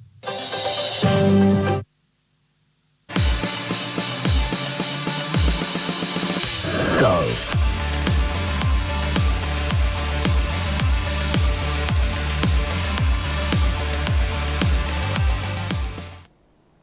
Welcome back to the BSAT Sports Update. I'm Anmar Goodrich Boyce. Commonwealth's Tia Appleway and Aline's Lima London have both advanced to the final of the Under-17 Girls 300-meter hurdles event at the 2024 Dasani Powerade BSAT Championships at the Usain Bolt Sports Complex. Appleway booked her spot after clocking 47.30 seconds, while Lima London was the fastest qualifier with a time of 45.90. Earlier, the lone track final on today's schedule, the junior boys 3,000 meter event, has been completed, but we are still awaiting the official result from that event. Commonwealth are still leading both the boys and girls section. The top 5 in the boys are Commonwealth 109 points, Queen's College 78, Harrison College 70, the St. Michael's School 50, and Christchurch Foundation on 49. In the girls, the top 5 are Commonwealth 89, the St. Michael's School 82, the Alling School 80, Harrison College 67, and Princess Margaret 31. Those points are mainly from the events completed on the field, but on the track yesterday, Lachey Wilkinson clinched the first gold medal, winning the Open Girls 3,000 meter event. Princess Margaret long distance runner, she christened the new Ryan Brathwaite track with a time of 11 minutes, 16.06 seconds, to edge her arch rival Layla McIntyre of Harrison College in 11 minutes, 22.29. And Commonwealth's Taryn Sutherland, she was third in 12 minutes, 56.66. Meantime, Harrison College's Luke McIntyre, he won the Open Boys 5,000 event. In the field, Harrison College's Tremel Thompson won the Under-13 Boys long jump with a best leap of 4.84 meters. Commonwealth's Shamario Allen was second, 4.82, Angelino Hamlet of the St. Leonard's Boys third with 4.72. 29 events are on the schedule for today, and as we speak, the Under-15 Boys 300-meter hurdles and the Under-15 Girls 200-meter hurdle events are the next events on the track. When I return in 30 minutes' time, hopefully I'll have the official results from those events. That's it for now. Remember, we will be bringing you live updates every 30 minutes with all the Powerade Dasani BSAT action happening live at the Usain Bolt Sports Complex. So stay with us. Go.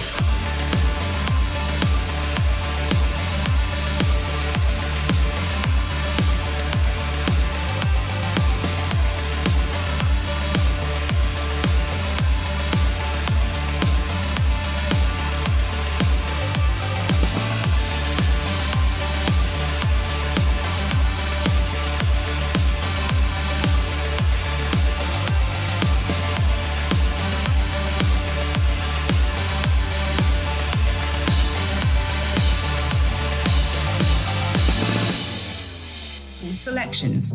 When doing so, remember the 5-20 rule. 5% or less is low, and 20% or more is high.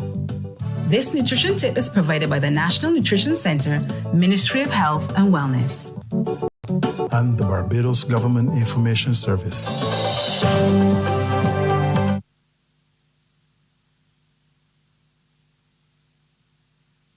Welcome back to Let's Talk About It. Today we're doing an analysis of the budget, and we've been joined by some fairly important panelists. We have Dr. Clyde Maskell, we have Mr. Eddie Abed currently with us. We also had an input from Jeremy Stevens.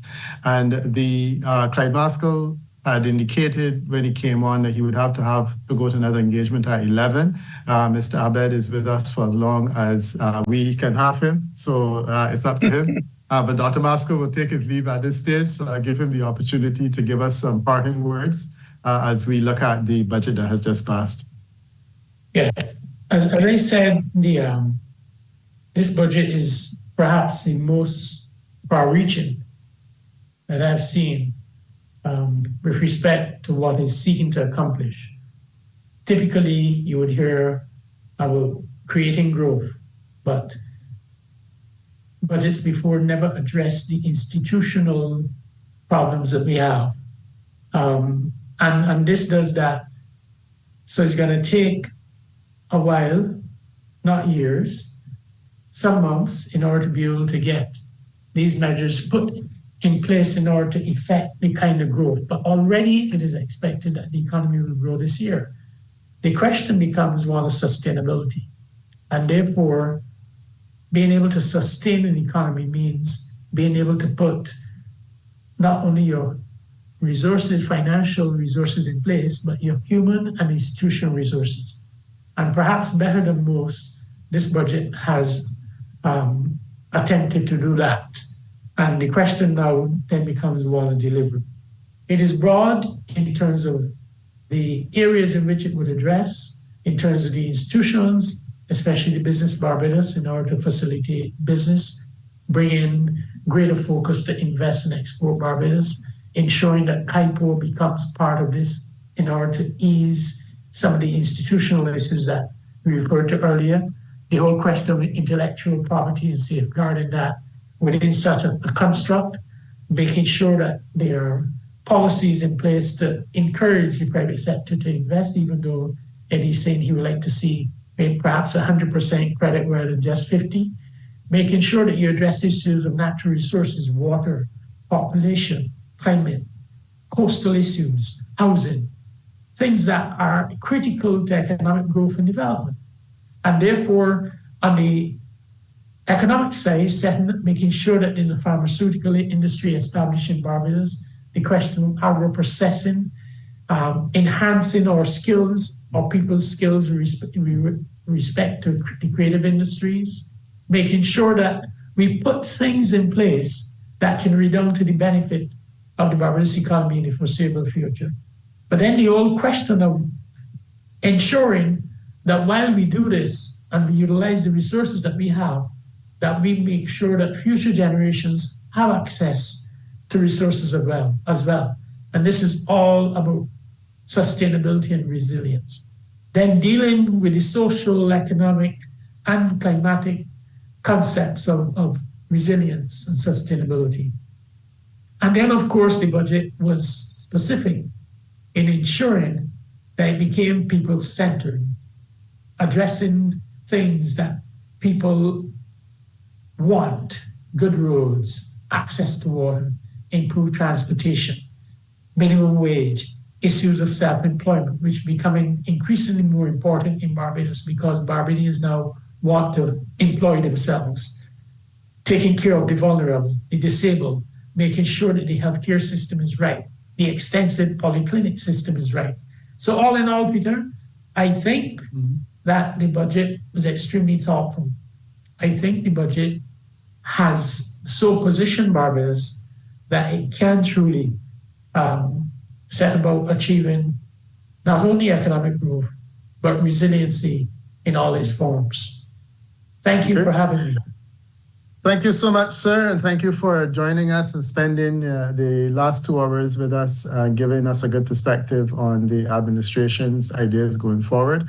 And also thanks for engaging with Mr. Eddie Abed. So we got a good opportunity to hear 2 different perspectives in relation to the task at hand. So thanks again. Hopefully we'll chat again in the not too distant future. Okay.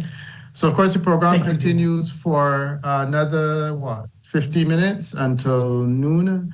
And we still have Mr. Eddie Abed with us, who will continue as long as he is able to do so, to respond to some of the concerns.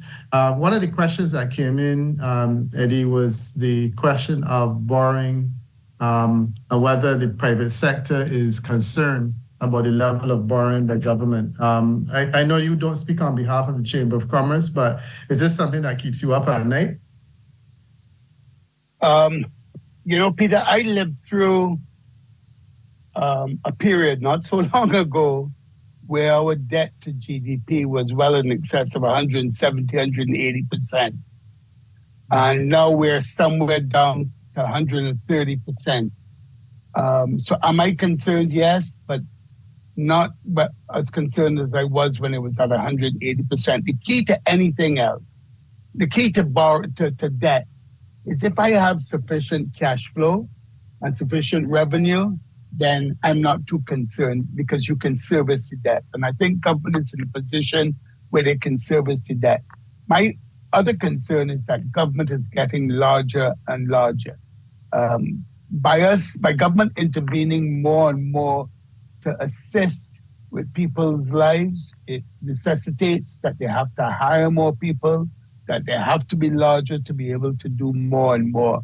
And this is concerning, because unlike a private sector where you come in, you do a specific job, or when the job is over, your contract is over, government people come in, they tend to stay, and then pretty soon they become part of the overall civil service, which is already, Dr. Maskell indicated, which is already, 20% of our workforce. We have to be very careful that we don't get to the point where the cost of servicing that workforce, the cost of providing for that workforce becomes so heavy that government is forced to raise more and more revenue to be able to satisfy that. So, as I say, I'm not concerned too much about the debt, but I am concerned about the size of the civil service getting larger and larger. That's a reasonable concern. I too worry, especially about the casual labor that is taken on by government. The road repair, sweeping and cleaning programs and stuff like that. I think that sometimes is a cost. Dr. Justin Ram has indicated that he'll be joining us shortly, so we have another economist in the house. In the meantime, let's go to the phone lines and let's take another call and say good morning and welcome to Let's Talk About It.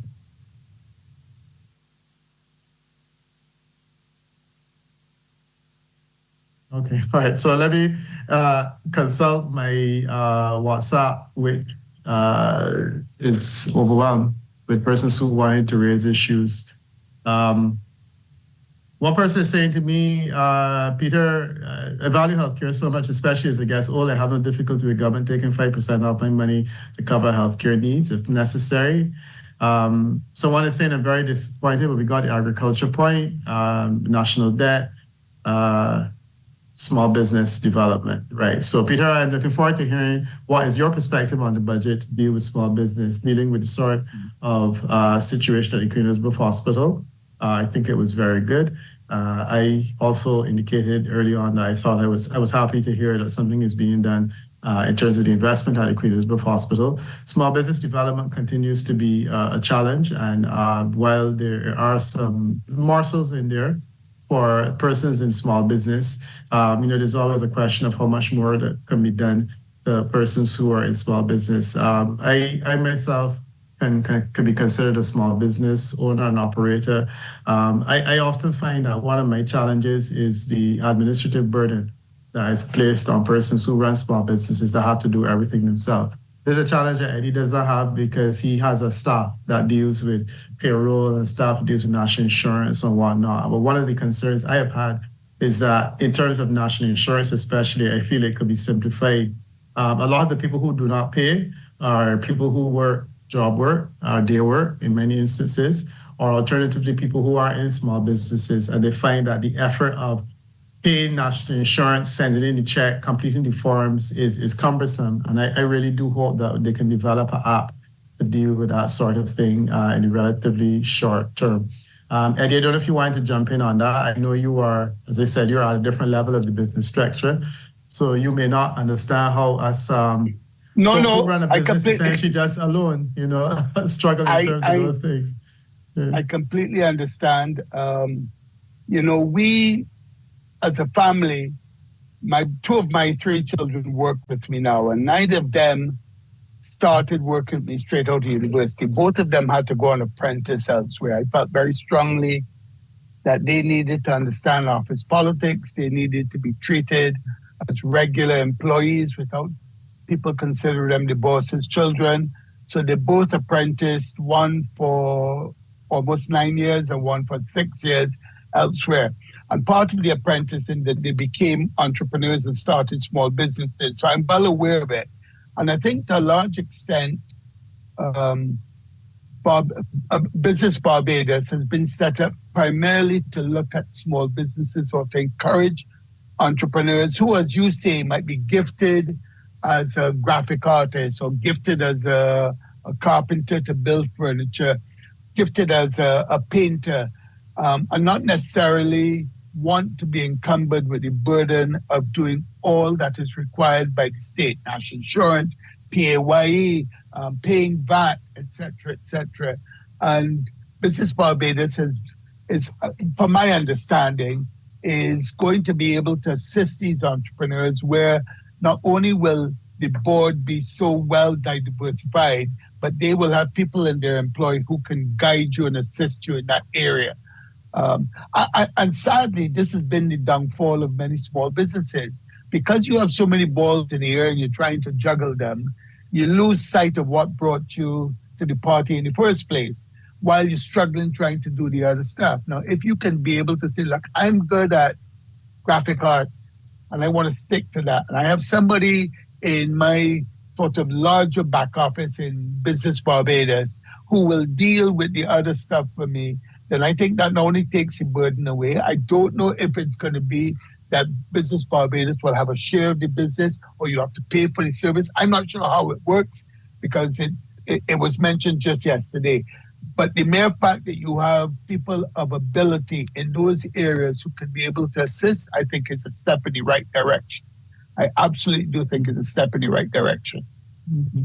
Right. So it's good to hear that. And it's something that I said I definitely would support. I'm a political consultant. And I'm very administration averse. So you give me a politics to any political matter to analyze, I can do that.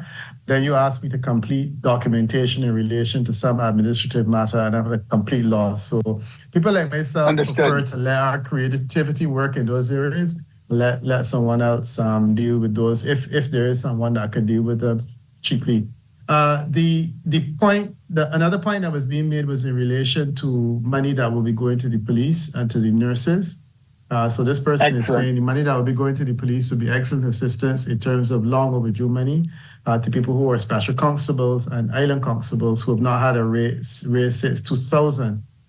When you add 50 cents on the minimum wage, which was applied in 2021, people are going to say that there ought to be a commensurate increase, which is consistent with what Eddie was saying just now, that whenever the minimum wage goes up, there are people who are often paid more than the minimum wage. And just out of interest, you made a point earlier that I agree with entirely, that in the context of Barbados, the minimum wages of people who work at gas stations are probably some of the fast food outlets. And I know one of them in particular doesn't even pay, they pay above minimum wage, and that's why the staff is better.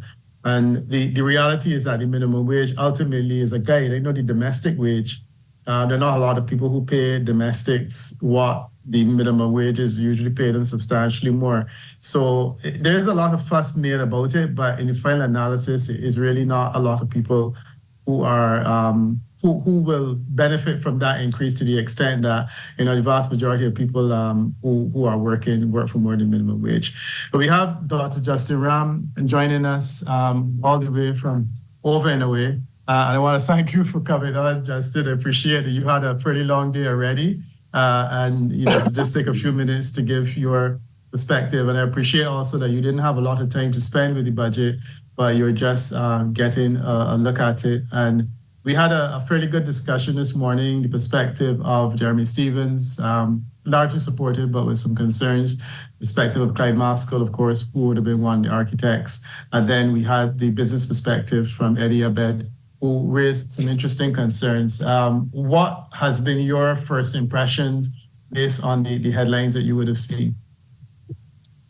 Yes, pleasant good morning to you, Peter. Well, it's afternoon where I am, so thanks for having me. Mm-hmm. As you have already said, I didn't have much time to look over the budget, and I sort of looked at the headlines that came out of it.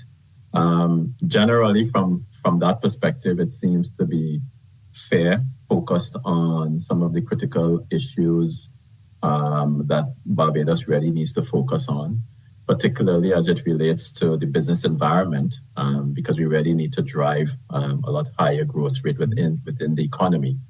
But of course, with all of these initiatives, the headlines is not really where the rubber hits the road. It's really in the details. And I haven't got a chance to look at that. But it sounds to me, from what the Prime Minister read yesterday, that she is moving in the right direction. But again, I need some more time to go through some of the details. It would be interesting to get a summary as to what Mr. Abed would have said about the reforms as it relates to the business environment within Barbados. I'm of course now also an entrepreneur working out of Barbados, and I've experienced many difficulties in trying to set up my business. So I welcome any initiative that can improve the overall ease of doing business environment in Barbados. So I'll just stay there on the business environment. A couple of other things I want to touch on, because as I came on there, I heard you speaking about the minimum wage. And I think a lot of, I would say, progressive people around the world are certainly in support of a minimum wage. And I certainly am in support of that as well. But I think there is a step that we are missing in the Caribbean, and really in the global discussions on minimum wages, we no longer speak about minimum wages. We speak about what's called a living wage. And it would be interesting to know what that living wage would look like in the context of Barbados. Is that minimum wage really going to allow you to live an okay and decent life? Or if you're being paid the minimum wage within Barbados, are you still considered working poor or working within and still being within the poverty thresholds? That's something that I think we need to discuss. And a couple of other points I saw where the Prime Minister would have mentioned that we have now 33 weeks of import cover, which is quite good. As you know, when the government came in 2018, the country certainly had less than 10 weeks of import cover, so it's good to see that has recovered. However, it would be good to see what that is made up of. I would imagine a significant proportion of that is still comprised of government borrowings from international agencies and the like, so such as the monies that we would have received from the IMF, the Inter-American Development Bank, or even the CDB. What are the international reserves comprised of? Are we seeing a significant uptick in export earnings? That's something that we need to consider. And how are our imports going? Are there initiatives in there for us to have import substitution? Because as you know, most of the things that we consume within Barbados we're still heavily reliant on imports. And what are the initiatives that are going to try to reverse those particular trends?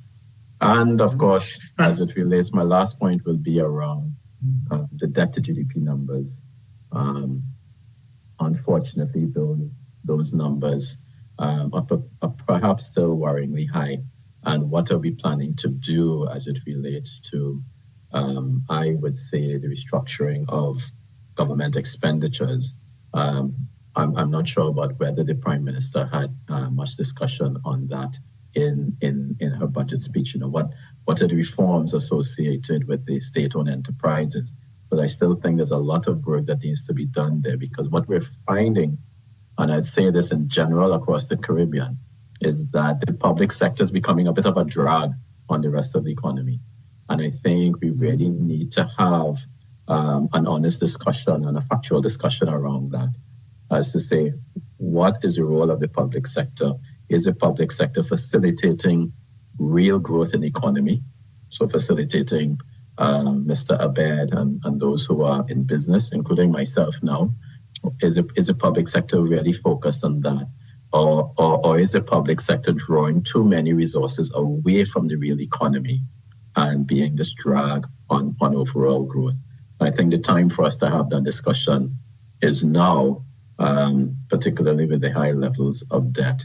And of course, with any sort of external shock, we're seeing that our GDP growth rates can decline significantly in any 1 or a couple of years from things that we have no control over.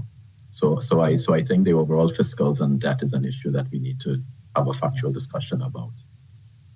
Yeah, you Justin, you actually raised a couple of points, and I was seeing Eddie nodding approvingly, because there is a kind of overlap in terms of some of the things that he said and that you said, and I'm not speaking on his behalf, but his concern in terms of the investment part of the budget was whether it was significantly high enough to give people the incentive to invest.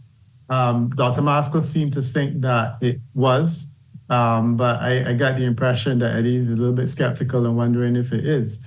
And the debt to GDP ratio has been a thread that has run through the commentary. Jeremy Stevens, certainly Mr. Abed and myself, all continue to be concerned about the extent to which our debt to GDP ratio is what it is. And the public service idea of the public service drag is also something that came up on a number of occasions this morning. The extent to which the public service is really being facilitated. The good thing is that certainly agriculture, from what Clyde said, is being restructured in a way that the sugar industry is being restructured in a way that it will become less of a drag. So a lot of those issues of inefficiency will be dealt with when they're privatized shortly, and that is good news. Any response from you, Eddie, in terms of what you've heard? Good morning, good afternoon, Justin. Good to hear you. So you're touching on something that many in the private sector have echoed over and over: red tape, institutional passing of files that take forever, just general laissez-faire, a sense that civil service dictates how, why, and when, and where, and they're not there to facilitate. And I do know I'm generalizing, and I should equally say at this point in time that there are many civil servants who try to put in an honest day's work and be as productive as they can. But generally, the feeling is it takes far too long. There are too many hoops and bars to jump over. So the ease of doing business is one that the Prime Minister highlighted. And every time it's highlighted, the private sector says, finally, we have somebody that will do something about it. I know CAIPO in 2018 was singled out as one of those agencies that would have to be, to use the Prime Minister's words, deconstruct and reconstruct. And I'm still waiting to see the benefit. Because I think you ask most people and they'll say it is perhaps a little better today, but nowhere near where it should be. So I've become very skeptical when I hear about government reform. To your point of the SOEs, not enough information, not enough detail has come out that those of us in the private sector could say that there's going to be a meaningful difference. At one point in time, I was privy to a report that was done either by EY or PwC that indicated which of the SOEs should be kept, which should be jettisoned, and which ones should be merged. And it was interesting reading. It's probably 10 years old by now, but nothing has been done. It's not been acted on. And I'm pretty certain that with an IMF program, this is not when. This is this is not an if. This is a when this will be a reality. It has to come. But again, not enough information. As far as the private sector concerned, just to make the point about the corporation tax credits, the Prime Minister has suggested several areas where she would like to see more investment. And to be able to track that investment, she says she's prepared to do a 50% tax credit. So there are two problems there. The first problem is the tax credit is only applicable if you make profit. And if it's a risky venture, you and I know it's probably going to be a 3 to 5 year period before you start seeing profit. So for the first 3 to 5 years, the risk is all at you. The second problem is that even if you do start to make profit and it does become a good investment, a 50% tax credit where corporation tax is 9% is 4.5%. I mean, I'm sorry, that's what it is. So 4.5%, frankly, is not going to make my board of directors excited to say, let's go in that direction. So I had suggested perhaps in areas where you absolutely wanted the investment, do 100% tax credit. First of all, the venture has to be profitable. And then secondly, you're only giving up 9%. So I think if we want to be serious to move business or to move investors in a particular area, the reward must outweigh the risk, or at least bear some resemblance to the risk. And I still feel strongly that needs to be an area that we move to. I'm a little disappointed that with the national insurance, what's it called now, NISS, that it's still not mandatory for self-employed people to be registered. I find that to be a shortcoming in the system, especially when one knows that there are several individuals in this country who work but do not contribute anything. It should no longer be one where you have the option of being joined or enrolled in the NISS. It should be mandatory. And of course, in that same line, again, the business community is extremely disappointed that there was no mention of retirement saving plans. We would like to see that some sort of a tax allowance is given for a retirement savings plan. Again, we all know what's happening with national insurance. People are living longer, there are less people contributing. It's going to reach a stage where we have a reverse and inverse graph where there's more coming out than that's going in. Perhaps it's time that we look at those who can afford, can opt out of NIS, and be given a tax credit to go and fund their own retirement plan. These are the sort of things I would like to discuss where we recognize that one size doesn't fit all. I just cannot understand why somebody who's earning $10,000 a month should be treated the same way as somebody who's earning $1,000 a month. We need to recognize there's a difference. All right. Mr. Abed, we're going to take a break, and also, Justin, we're going to come back to you in 2 minutes. This will be the final break of the program, and we'll continue the conversation. I actually want to respond to something you said about self-employed people. So we'll be right back. Do stay with us and let's talk about it.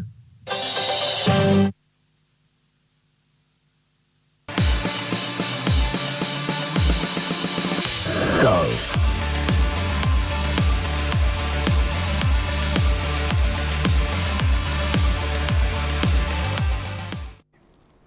Welcome back to the BSAT Sports Update. I'm Anmar Goodrich Boyce.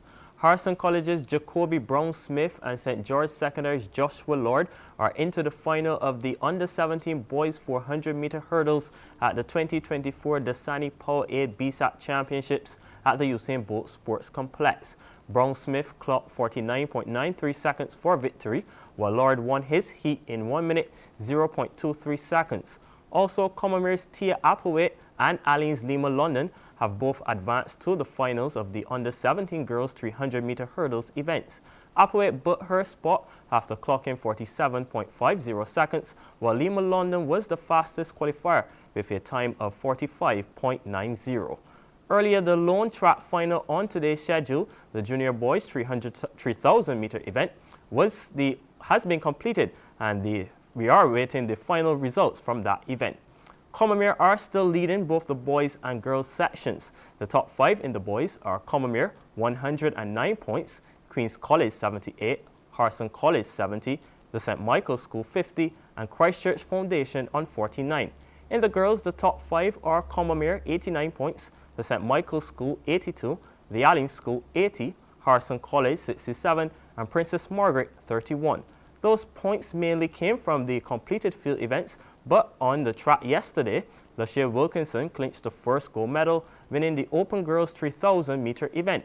The Princess Margaret long-distance runner, she christened the new Ryan Braffett track with a time of 11 minutes, 16.0 seconds to edge her arch rival Layla McIntyre of Harrison College in 11 minutes 22.29, and Commonwere's Taryn Sutherland in third in 12 minutes 56.66.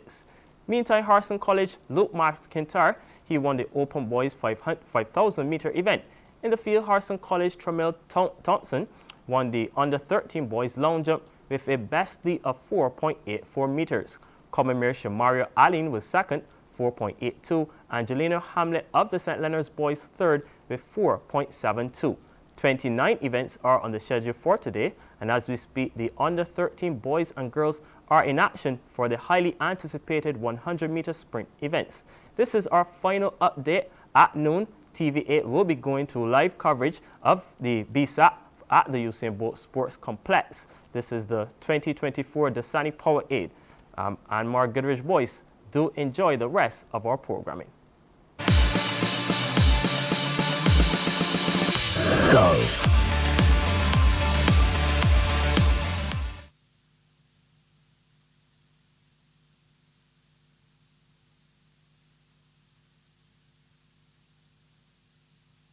Welcome back to Let's Talk About It. We are in the final stretch of the program where we looked at the budget. We took a first look at the budget this morning. I want to thank all of our guests for joining us. We are now in the company of Mr. Eddie Abed and Dr. Justin Ram, an economist and a business person, former president of the Chamber of Commerce and economist respectively.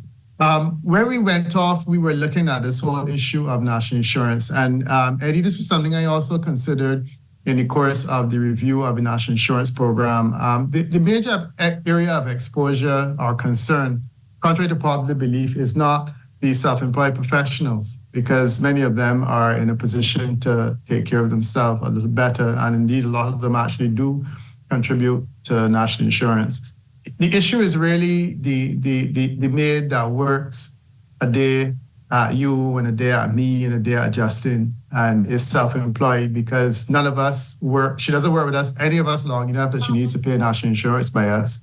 And that person is paid in cash and spends that cash. A gardener, and there are a lot of these people who now do gardening, and they move from house to house doing gardening, and they take half a day or a day and they move on to someone else. And they have a good system going whereby they get work to last them the entire month, and essentially everyone is there for a day. How do you get that person to register and make a contribution, especially in a situation where, I didn't know you've had this experience, where you say to a worker, can I take out money out of yours to pay national insurance? And they tell you, I don't mind you paying national insurance, but you need to pay it yourself. Don't take out any money out of mine. Because if I'm working for $50 today, I want you to give me $50, and I don't want to hear anything about a national insurance contribution. This is a challenge. And, certainly the issue is one that the NIS is grappling with. I don't know how you deal with it. My suggestion certainly is that the model that they use in France is where you are by law forced to pay the institution and not the person. And then the person is paid, from a government institution. I just don't know how realistic that we can enforce that in the context of a country like Barbados, where we can say, you have an NIS app, and if you come to me and say you want to work a day, and I said that the only way I can pay you is if I pay you through that NIS app, and the NIS will give you what I pay you minus that. Is that something that Barbadians will accept? And I appreciate there's a great need, but I don't know how you're going to force compliance in relation to that. And I think that that's the reason why the revisions and changes and so on have not really taken into consideration that issue, because it's just so hard to enforce. Any quick comment before we go back to the phone? National insurance is such an onerous amount. I mean, between the employees' contribution, the employers is over 21%. That's a huge percentage of your wage. Self-employed is around 18%. Again, this is not something that's insignificant. It's large. How do you force someone to part with 18% of their wage to NIS, even if you make it illegal not to pay NIS? I still think you'll find those in the underground economy who will choose not to. It's a huge question. I don't know if we have to bury it into road tax is now buried in petrol. So every time you consume, you pay it. I don't know if we have to bury it into some other form of taxation that you end up paying it. But you're right, it's not an easy one. It definitely is not an easy one. Mm-hmm. Right. I have a WhatsApp message here from Neil Marshall. Neil Marshall is a member of the Democratic Labour Party. He's not speaking on behalf of the DLP. He's a member of the Democratic Labour Party. He's saying the Prime Minister says no new taxes, but an increase in certain tariffs. Natural gas is one such example. There's an understandable jealousy by people who don't have natural gas of people who do. Natural gas is a commodity that's heavily subsidized for households by the commercial sector, who are the real heavy users. What does the Prime Minister believe will be the natural consequence of that increase in the cost of food, particularly the hotel and restaurant sector along the South Coast and West Coast tourist belt? Chefette, Kentucky, Burger King, Maps, Supercenter, and Carlton will pass the cost on to the consumer. The restaurants and hotels will now pass it on to both locals and tourists alike. The bakeries will pass it on to consumers. Horsehair Rum Distillery, who pioneered the use of natural gas in that industry, produces products for both export and the local market, which will now be more expensive and less competitive.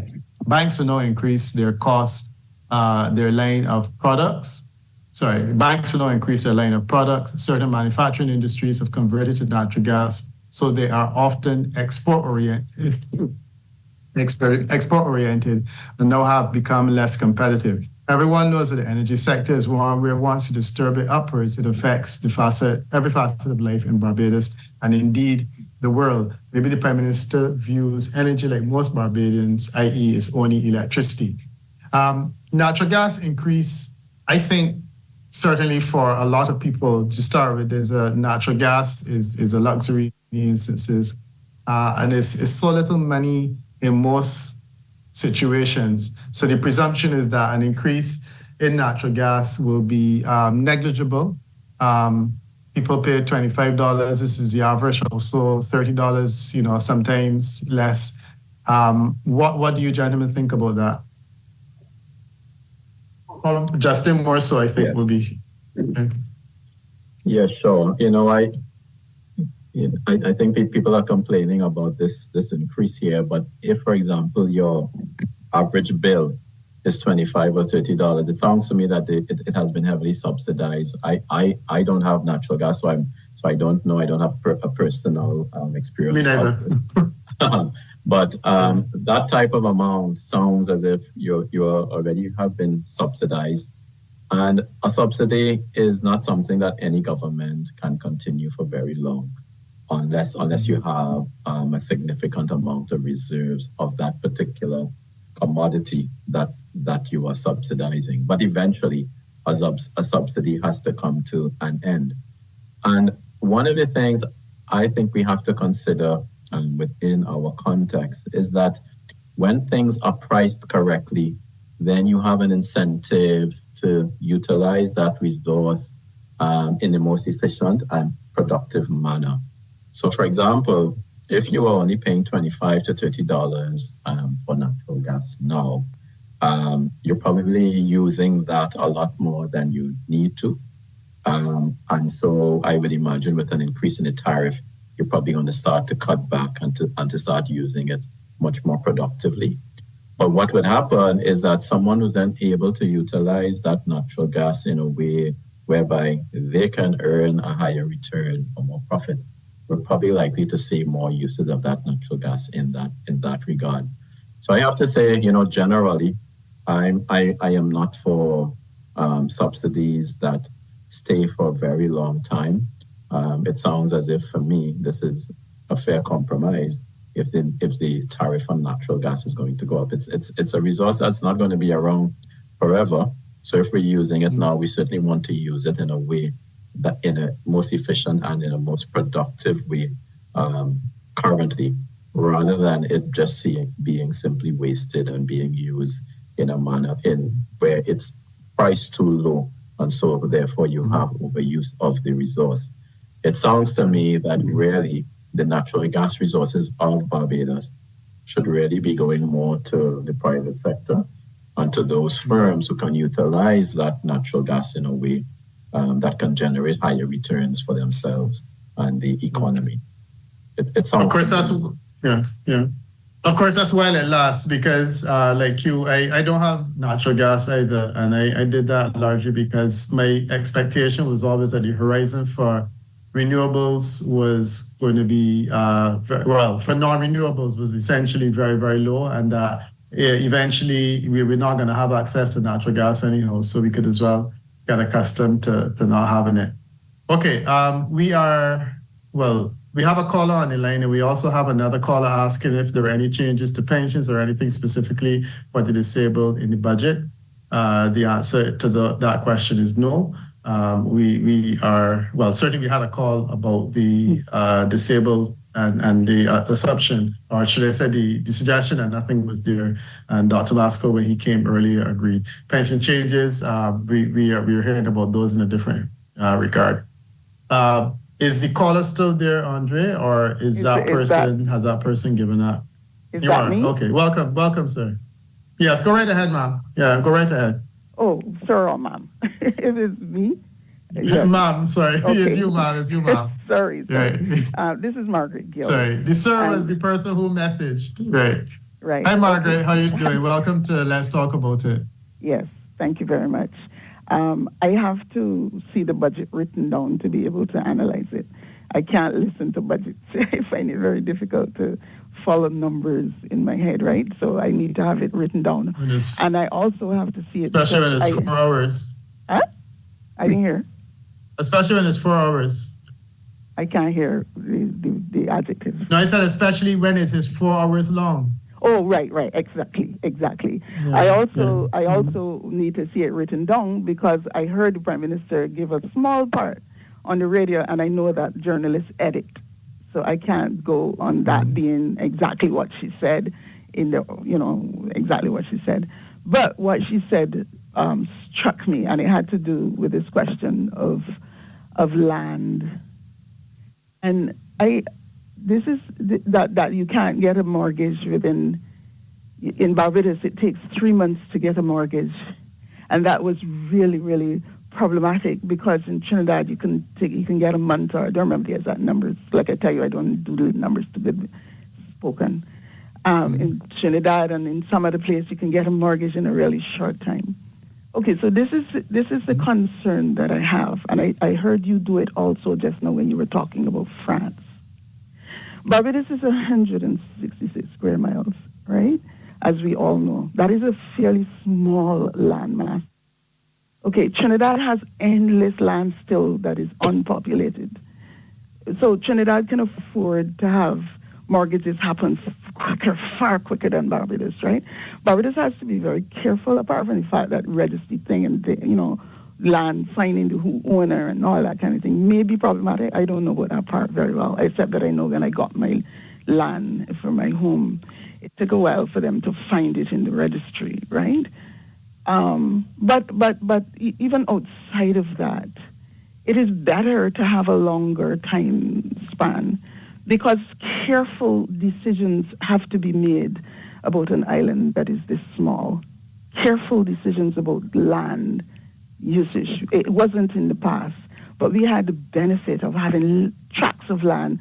When the sugar cane started to fall down, we had tracts of land in bush, which is good. The bush is disappearing, right? And as an island that is 166 square miles, we have to have a balance that is very carefully worked out. And I fear, this is a fear, that if we have mortgages that can happen as quickly as you can get a car, you can get a car if you have the money in your back pocket and go and pay the body and drive out with it, right?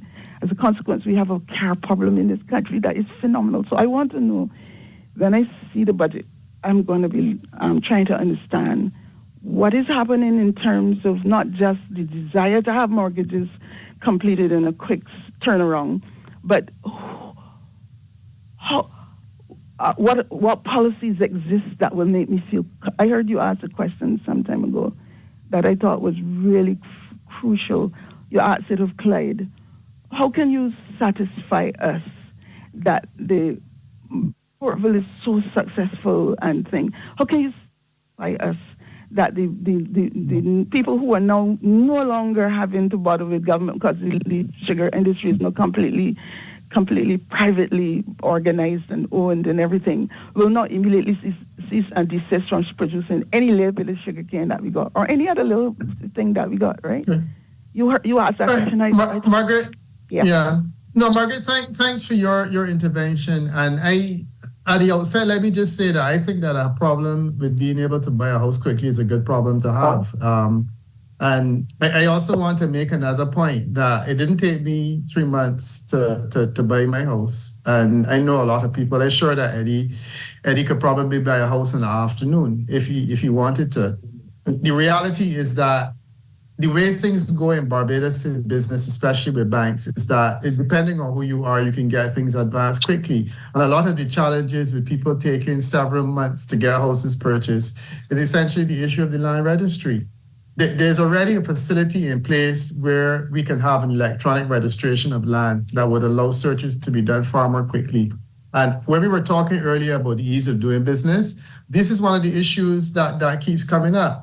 Why should you have a manual search facility where if you had an electronic search facility, you can establish ownership in an afternoon and you can help a person who wants to make a purchase go and do it quickly?